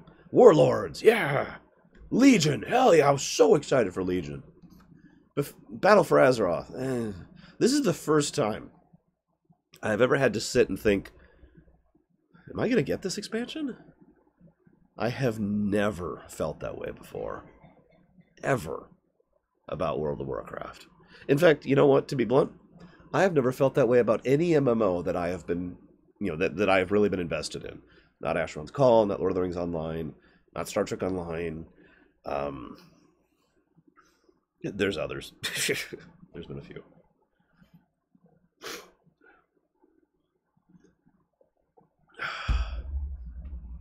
So, yeah.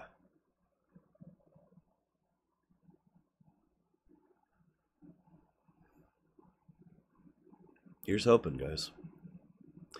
It may be the first time I ever do a premiere run of an MMO and start streaming it as it comes out. In other words, it might be the first time I buy an expansion for WoW just for the show. We'll see. We'll see. I've given you guys my thoughts. Pyro, of course, you weren't here for this, so here's kind of the synopsis. I think either the writers are terrible, awful, and don't communicate with each other, or are pulling a fast one and are doing a story that I'd actually really like and that I'd be very interested in. No, I have not even poked at Warframe. I don't have time to play the MMOs I want to play, Far East. I don't even have time to play WoW right now. I don't have time to play WoW. FF14, that's another one. Star Trek Online, which is one I want to go through. Guild Wars 2, because PAX wants to go through that, and I've been enjoying some of the new stuff in that. Go watch the VOD, Pyro. I've talked about it for like an hour. I think I've talked about it for like 2 hours now. I don't know what else to add, really.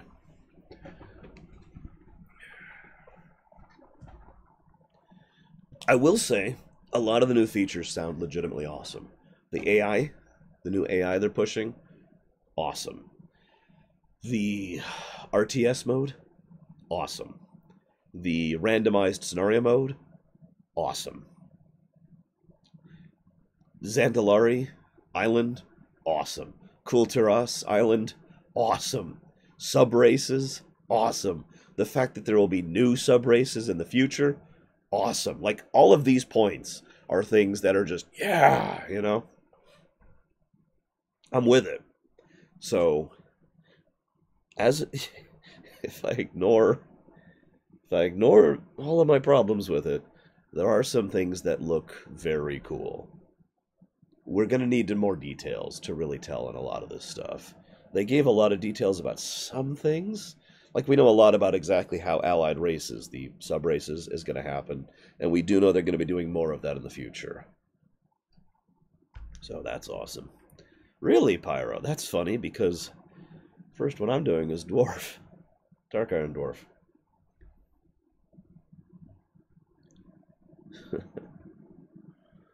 But as far as which one, I plan to do all 6. Let me just go ahead and say. If for nothing else, then for the outfits. The 2 I am most looking forward to are Dark Iron and Dwarf and Zendalari. Those are the 2 ones I'm most excited about. High Mountain Tauren, that's going to be my last one. I don't care that much. Lightforged Draenei, I mean, yeah, it's kind of cool looking. Yeah. Void Elf. I'm actually discouraged by Void Elf, but one of the Q&A questions addresses one of my problems. Here, let me explain what I mean by this. Give me a second. Hang on, Pyro. Give me a second. I can't see your image or your thing right now.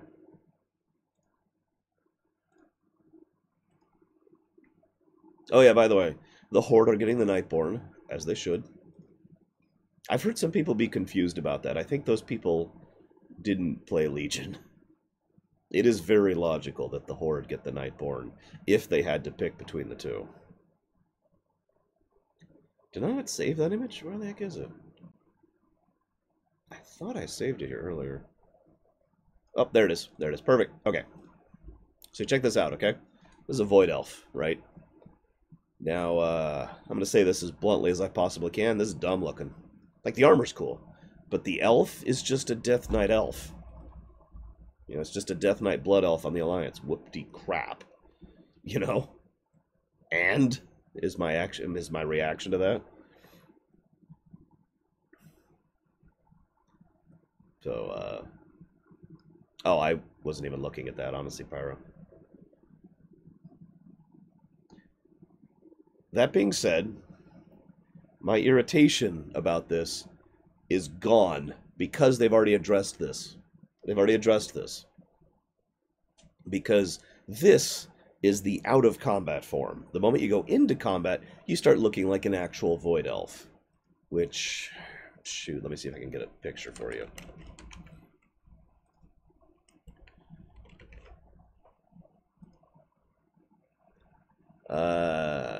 This'll do. This'll do. This is a picture from a YouTube thing, so forgive me. But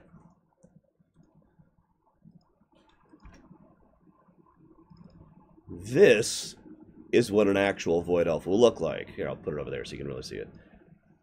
And there we go. And this looks cool. I like this. A lot, actually. This is exactly what I wanted when I think Void Elf. By the way, small spoilers here.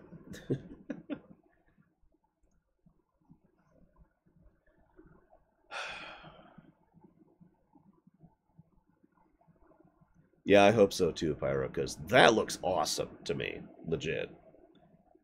So, we'll see what they do with it. See what they do with it. And yeah, for those of you not aware, for those of you who haven't done the Suramar storyline, the Night Elves were condescending and uppity and kind of dicks to the Nightborne. Basically, oh, more magic-addicted elves. All right, we'll help you, poor, innocent little creatures out. Whereas the Blood Elves were like, oh, dude, we've been there. Here, we'll help out. And that was pretty much the tone of the 2 of them throughout the Nightborne campaign in Legion. So, yeah, no, I'd go with the Blood Elves too. Again, think World War I. It's not that the Nightborne are like, we want to be part of the Horde. The Nightborne want to be part of the Blood Elves. The Blood Elves are connected primarily to the Forsaken, really, more than anyone else. And the Forsaken are connected to the Horde. You got to think of it as this alliance's line. You know, these interconnecting lines between factions. And this overall mess is what we call the Horde. I know, right, Fallout Bear? Tyrande was just, wow. Like, I know you're kind of uppity, Tyrande, but really? Yeah, and yeah, the Forsaken now have... How many of you know what the Holy Roman Empire is? I just realized I have a great way to explain this. I also just realized the music isn't playing. No wonder I'm getting irritable. Sorry about that.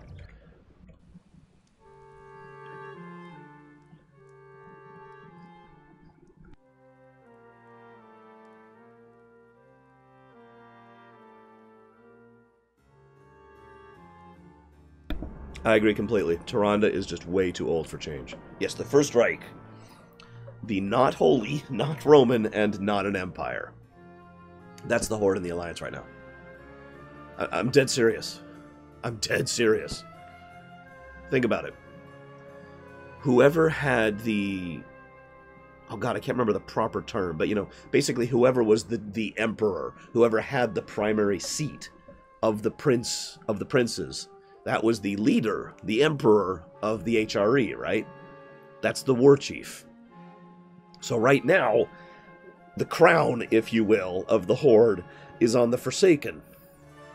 So, as of right now, the Forsaken have the top slot, so to speak, of the Horde, in the similar way to the fact that the humans have the top slot of the Alliance. Even though the humans are actually probably one of the weakest organizations of the Alliance, and ironically so are the Forsaken for the Horde. I mean, the Forsaken are literally a dying race. It's one of their major plot points.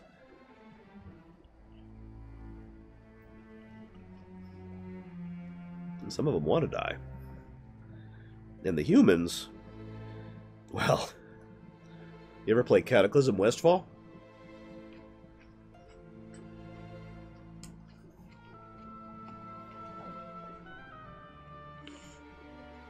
Yeah, exactly. There really is only the one human kingdom left, really. Stormwind.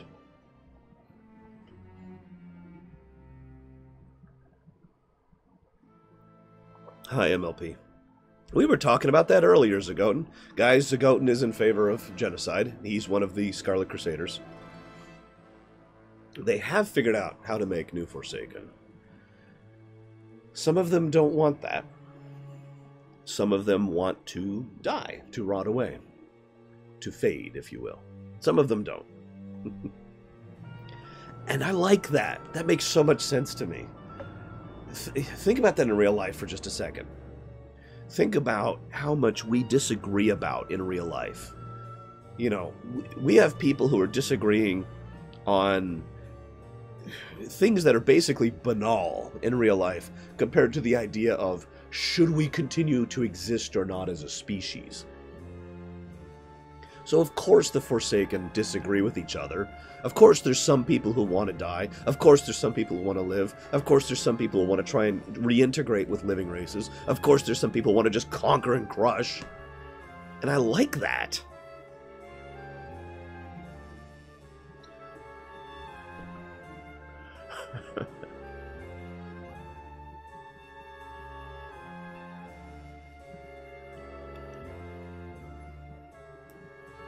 You know what's even funnier? I know they'd never do this. But the Forsaken, if they were able to reach a steady peace and basically offer Forsakenism, basically, to someone who wants it, I guarantee you there would be people who would line up for that. Maybe not that many, I don't know. But I guarantee you there would be people who would be like, you know what?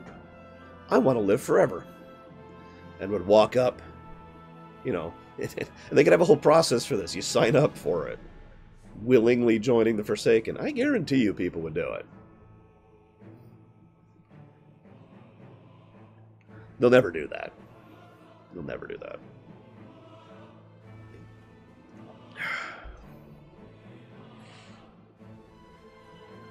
I've been sick for several days. Can Forsaken even really die? Yes, they can. As of some recent works, thanks to Legion, you remember how I talked about the 3 types of undead? There's actually 4. Kind of. There's basically a 4th type of undead. I'm gonna call it the pure undead. It's type 4 undead. It's the highest tier, right?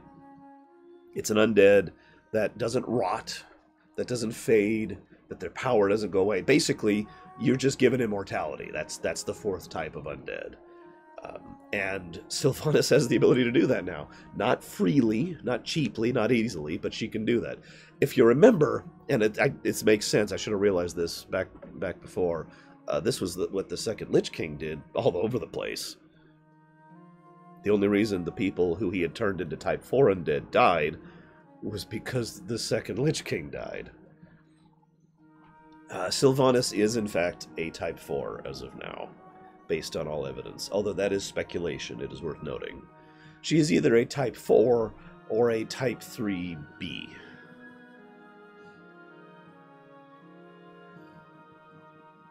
Yeah, exactly, Magister.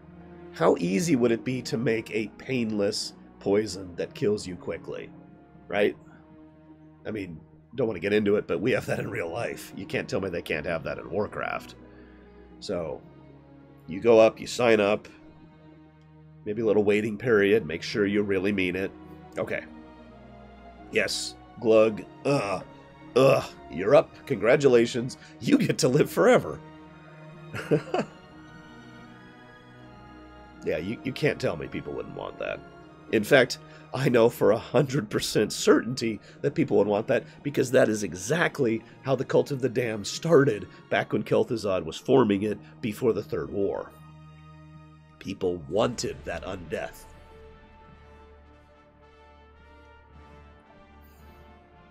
Not that I'm aware, NLG, no.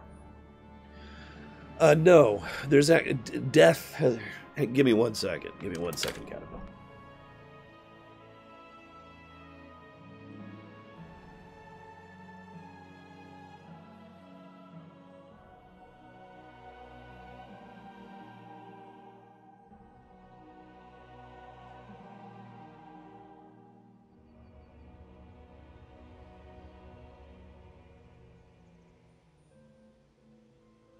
So, thanks to the Chronicles book, we now know all of the basic sources of power in the universe. The cosmology, right here. The light, the shadow, life, death, disorder, and order. Those are the fundamental powers of the universe. So, death is its own thing, basically. It is its own source of energy, in direct opposition to life and to nature. So necromantic powers, the undead, that's all part of that particular... Thank you, little Billy. That's all part of that particular subsect over there. So, anytime they actually specifically draw on the powers of death, like the second Lich King, or the third Lich King for that matter, that's where they're getting that from. Yeah, no whiskey. God, please, no. I don't want to die. I don't think my throat could physically handle that.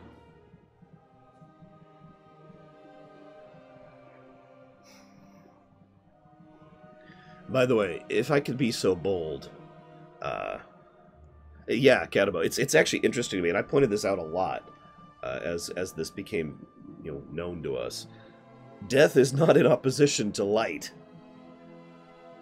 I know, y'all hate me, but I'm sorry, the idea of undead paladins or undead priests is an idea I just think should and could happen. And here's my proof! Bolvar Fordragon is the current Lich King, the third Lich King, Power of Rogger. Although, how much of him is Bolvar is debatable. How many Lich Kings have there been? 3. Ner'zhul was definitely the first Lich King. And then it gets complicated. There's a reason I don't actually call him Arthas as the second Lich King, because it wasn't really Arthas as the second Lich King. I mean, he was in there. Yes, it's over there, MLP, and I've already read it on camera and everything. But so there's the second Lich King, which was Arthas' body. Let's go around with that way. And then the third Lich King, which is Bolvar's body. Now the problem is, for those of you who know the lore of this series, the second Lich King wasn't really Arthas. It wasn't really Ner'zhul. It was several different entities in there with varying perspectives. There's one reason why I personally used the phrase the essence of the Lich King to describe the person with his hands on the driving wheel as the second Lich King. Now that's very, very important because we don't know who the third Lich King actually is. We don't. He's not as bad as the second Lich King, but he's not a good guy. And again, I don't want to spoil too much about Legion, but the third Lich King is definitely active in Legion. And he's scary as crap. He's a much more subtle kind of person than the second Lich King was. And it's kind of terrifying.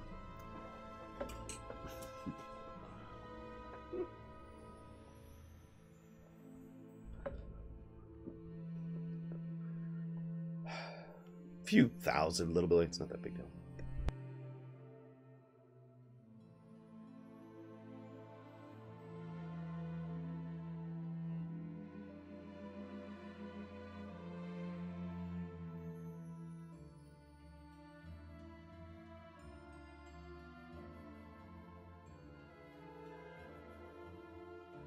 Anyways, excuse me, as I lose my throat more and more.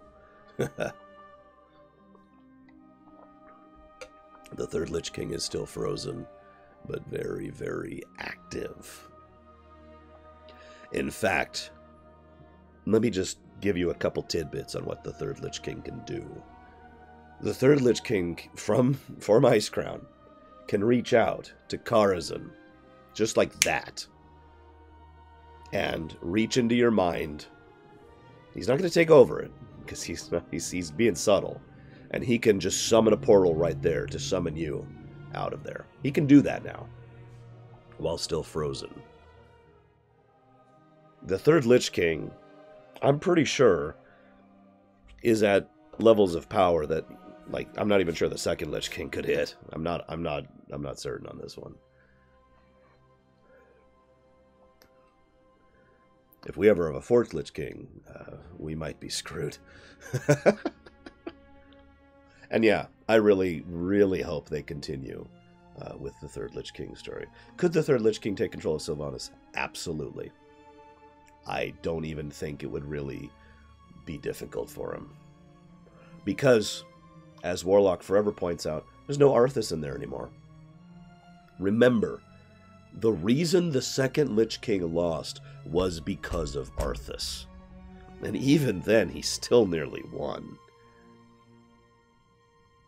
That was the whole plot of Wrath, was Arthas was staging this whole thing with what little influence he had from within the second Lich King to arrange events just so that we could actually have a shot at bringing him down.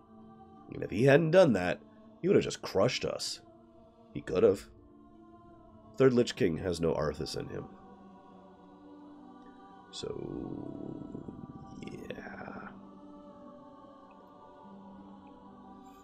Frostmourne has been shattered. Oh, that's true. We do have the shards, so that's possible.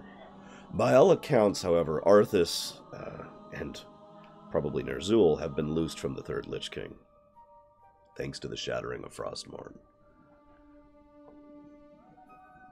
No, I don't want to spoil certain things about the Naru, but considering what happened in a recent patch in Legion, I'm pretty sure the Lich King could take down a Naru.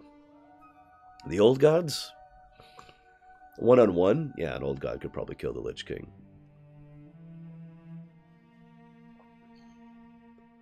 What was the origin of the first Lich King? So, give me just a second.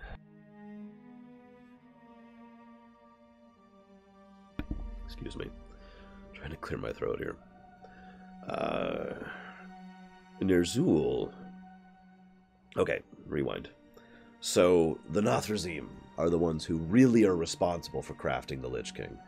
For those of you who didn't hear me talk about this during the WoW lore run, the Nothrazim are basically the best craftsmen, like, in the setting. Like, they are way heads and shoulders above and beyond what most other people can do. They crafted Frostmourne and the Helm of Domination, okay? So, they then gifted this to Kil'jaeden. Kil'jaeden, being a dick, said, "Hey, Ner'zhul, what's up? Tear, kill, kill, kill. Alright, I'm going to shove your essence into this prison of the Helm of Domination and the sword, and then I'm going to smash that sucker into this chunk of nether ice and send it down into Northrend." That's the origin of the first Lich King. That helmet and that sword were basically the power of the first Lich King. Now, it is worth noting that, by all accounts, Ner'zhul wasn't really the first Lich King. By that I mean, Ner'zhul basically stopped being Ner'zhul and turned into a completely new entity of the first Lich King. And I've given my own theories about why that might have happened, or what might have happened, but one way or another, definitely not the original entity. Hence why I call him the first Lich King. That is so horrible, little Billy. Yeah, I have no idea what a Kel'Thuzad has been up to, and god damn it, I really hope we find out soon. Like, I wanted to find Jaina. I want to find out what Miss Proudmoore's up to. I want more about Vol'jin. I want to know what's going on with Anduin. And I want to know what's going on with Kel'Thuzad. These are my big picks right now. If you were like, lore, tell me which characters you want story from. Those are my big four right there.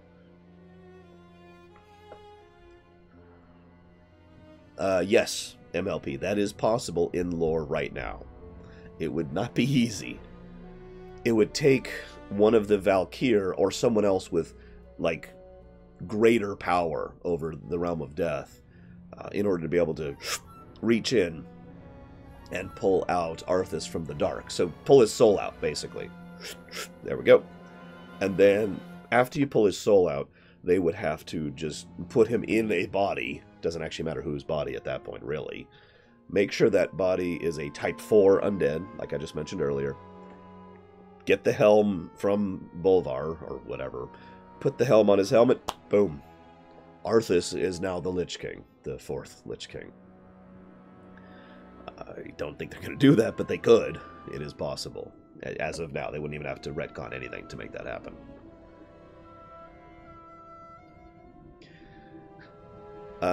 Yes, Zagon. That's something that's been mentioned several times. And yeah, I'm sure the next Chronicles book, which I'm very looking forward to, by the way. Hopefully my voice will be better by then. I do plan to read it, just like I did the first two, live on camera, so I hope you'll join me for that. But yeah. I am hopeful. Anyways, so point being, also, I'm sorry, Kel'Thuzad is the leader of the Forsaken. Sold. The child of light and dark prophecy. Oh, jeez. I'm not sure of specifics. I'm not sure. It's really, really vague. It can apply to a lot of different things. Wait, did I? What scene are we at? What's going on here? Because, yes, there are several moments where I type something out in Say for the lore run, just usually for comedic effect. Is this... Oh, yeah. Because this is one of the quests where I'm pretending to be a slave. So I'm like, oh, I'm a slave. Woe is me. I did too, actually, NLG. I absolutely did too. Call me a weirdo, but it's not my favorite cinematic ever, but it's up there. I really, really liked that cinematic. Also, I just want to say that I frickin' called it twice.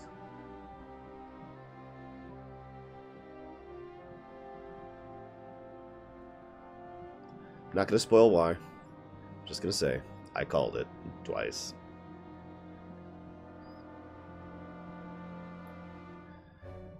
That being said, I'd just like to say, guys, that Blizzard has disappointed me. I'm very upset at Blizzard. I will never forgive Blizzard for upsetting me. Because we didn't die in Legion.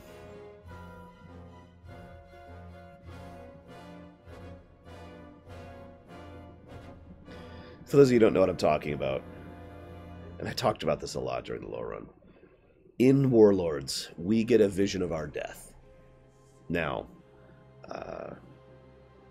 we get a vision of our death in Warlords, and that death is either in the Undercity or Stormwind during a Legion invasion, right? That hasn't and won't come to pass. And that sucks, because up until now, those visions have been 100% accurate. It's not like interpretive. It's not like, oh, this is a possible future. No, 100% of the time, those visions have been accurate. So why wasn't ours?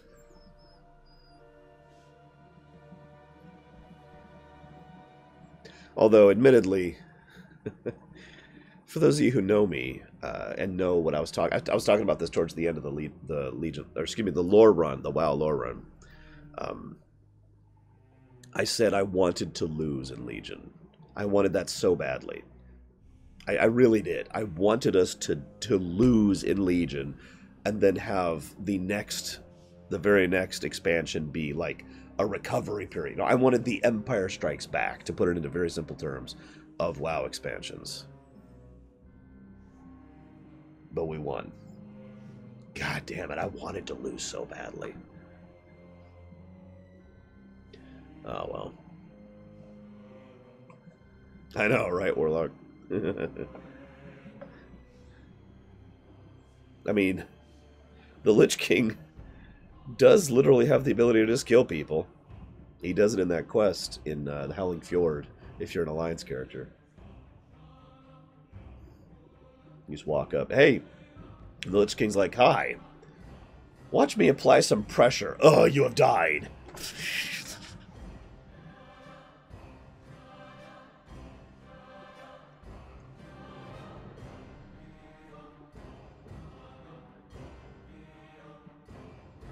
I like that idea, Magister, actually. Especially if Outland is, as it should be in lore, pretty much, like, very changed at this point. Like, very well terraformed and fixed as of now. So. Alright, you gotta say it, Follow Bear. Guys, Follow Bear's about to spoil something. Alright, Follow Bear. Go ahead and spoil it. I don't really have a guild, NLG. And I'm on American servers, so most players can't play with me anyways. Yes, of course, Little Billy. That's exactly what I meant by it. I want to have a total weeaboo, whatever, relationship with Cat. Can't even say that with straight face. Will they ever make a WoW 2?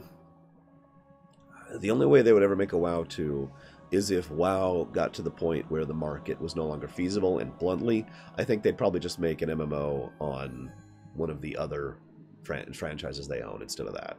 That's my opinion. Yeah, I've seen the new Bane model. That looked cool. That's true. We could get into the lore... Actually, no, we can't get into the lore runner group. Ah, yeah, I did know about that, Fallout Bear. Still doesn't count. The vision was very specific. We were defending with Khadgar against a last stand against the Legion invasion. So, I'm with, I think it was Henson who said it earlier. The vision was probably a deliberate misdirection. Although, let's be 100% blunt, it's probably just bad writing. Just to be as blunt as I can. They could have done something with that, and they were like,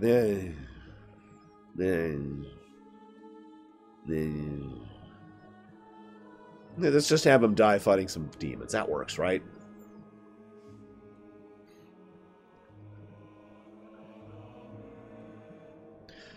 Yes, that is Varrock Sarfang, NLG, that is correct. Yeah, I know, right, Uthor? Bad writing in Warlords. Who'da thunk? I mean, I even like Warlords. I defend Warlords, but they did not know what they were doing in that expansion.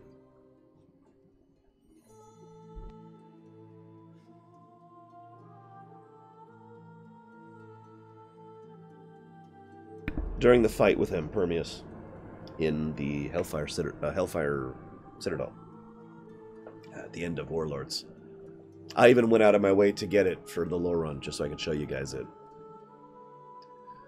And yeah, I like that Varrock was in there as well. I try to call him Varrock to make it clear who I'm talking about.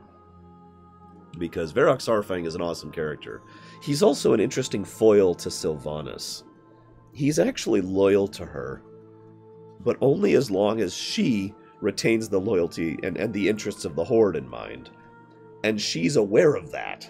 So she knows that she has to keep, towing the line, or else he's going to come down on her. And let's be honest, Varrock is the de facto leader of the Orcs right now, and could probably drag the Tauren and the Trolls along with him without even trying.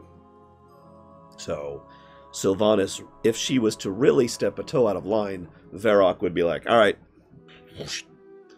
And that's why that Teldrassil thing is so questionable. I'm not sure I could see Varrock being okay with that. Unless Greymane does something to really provoke it first. Even then, I'm not so sure. We'll have to see. We'll have to see what actually happens. Hey, Zero.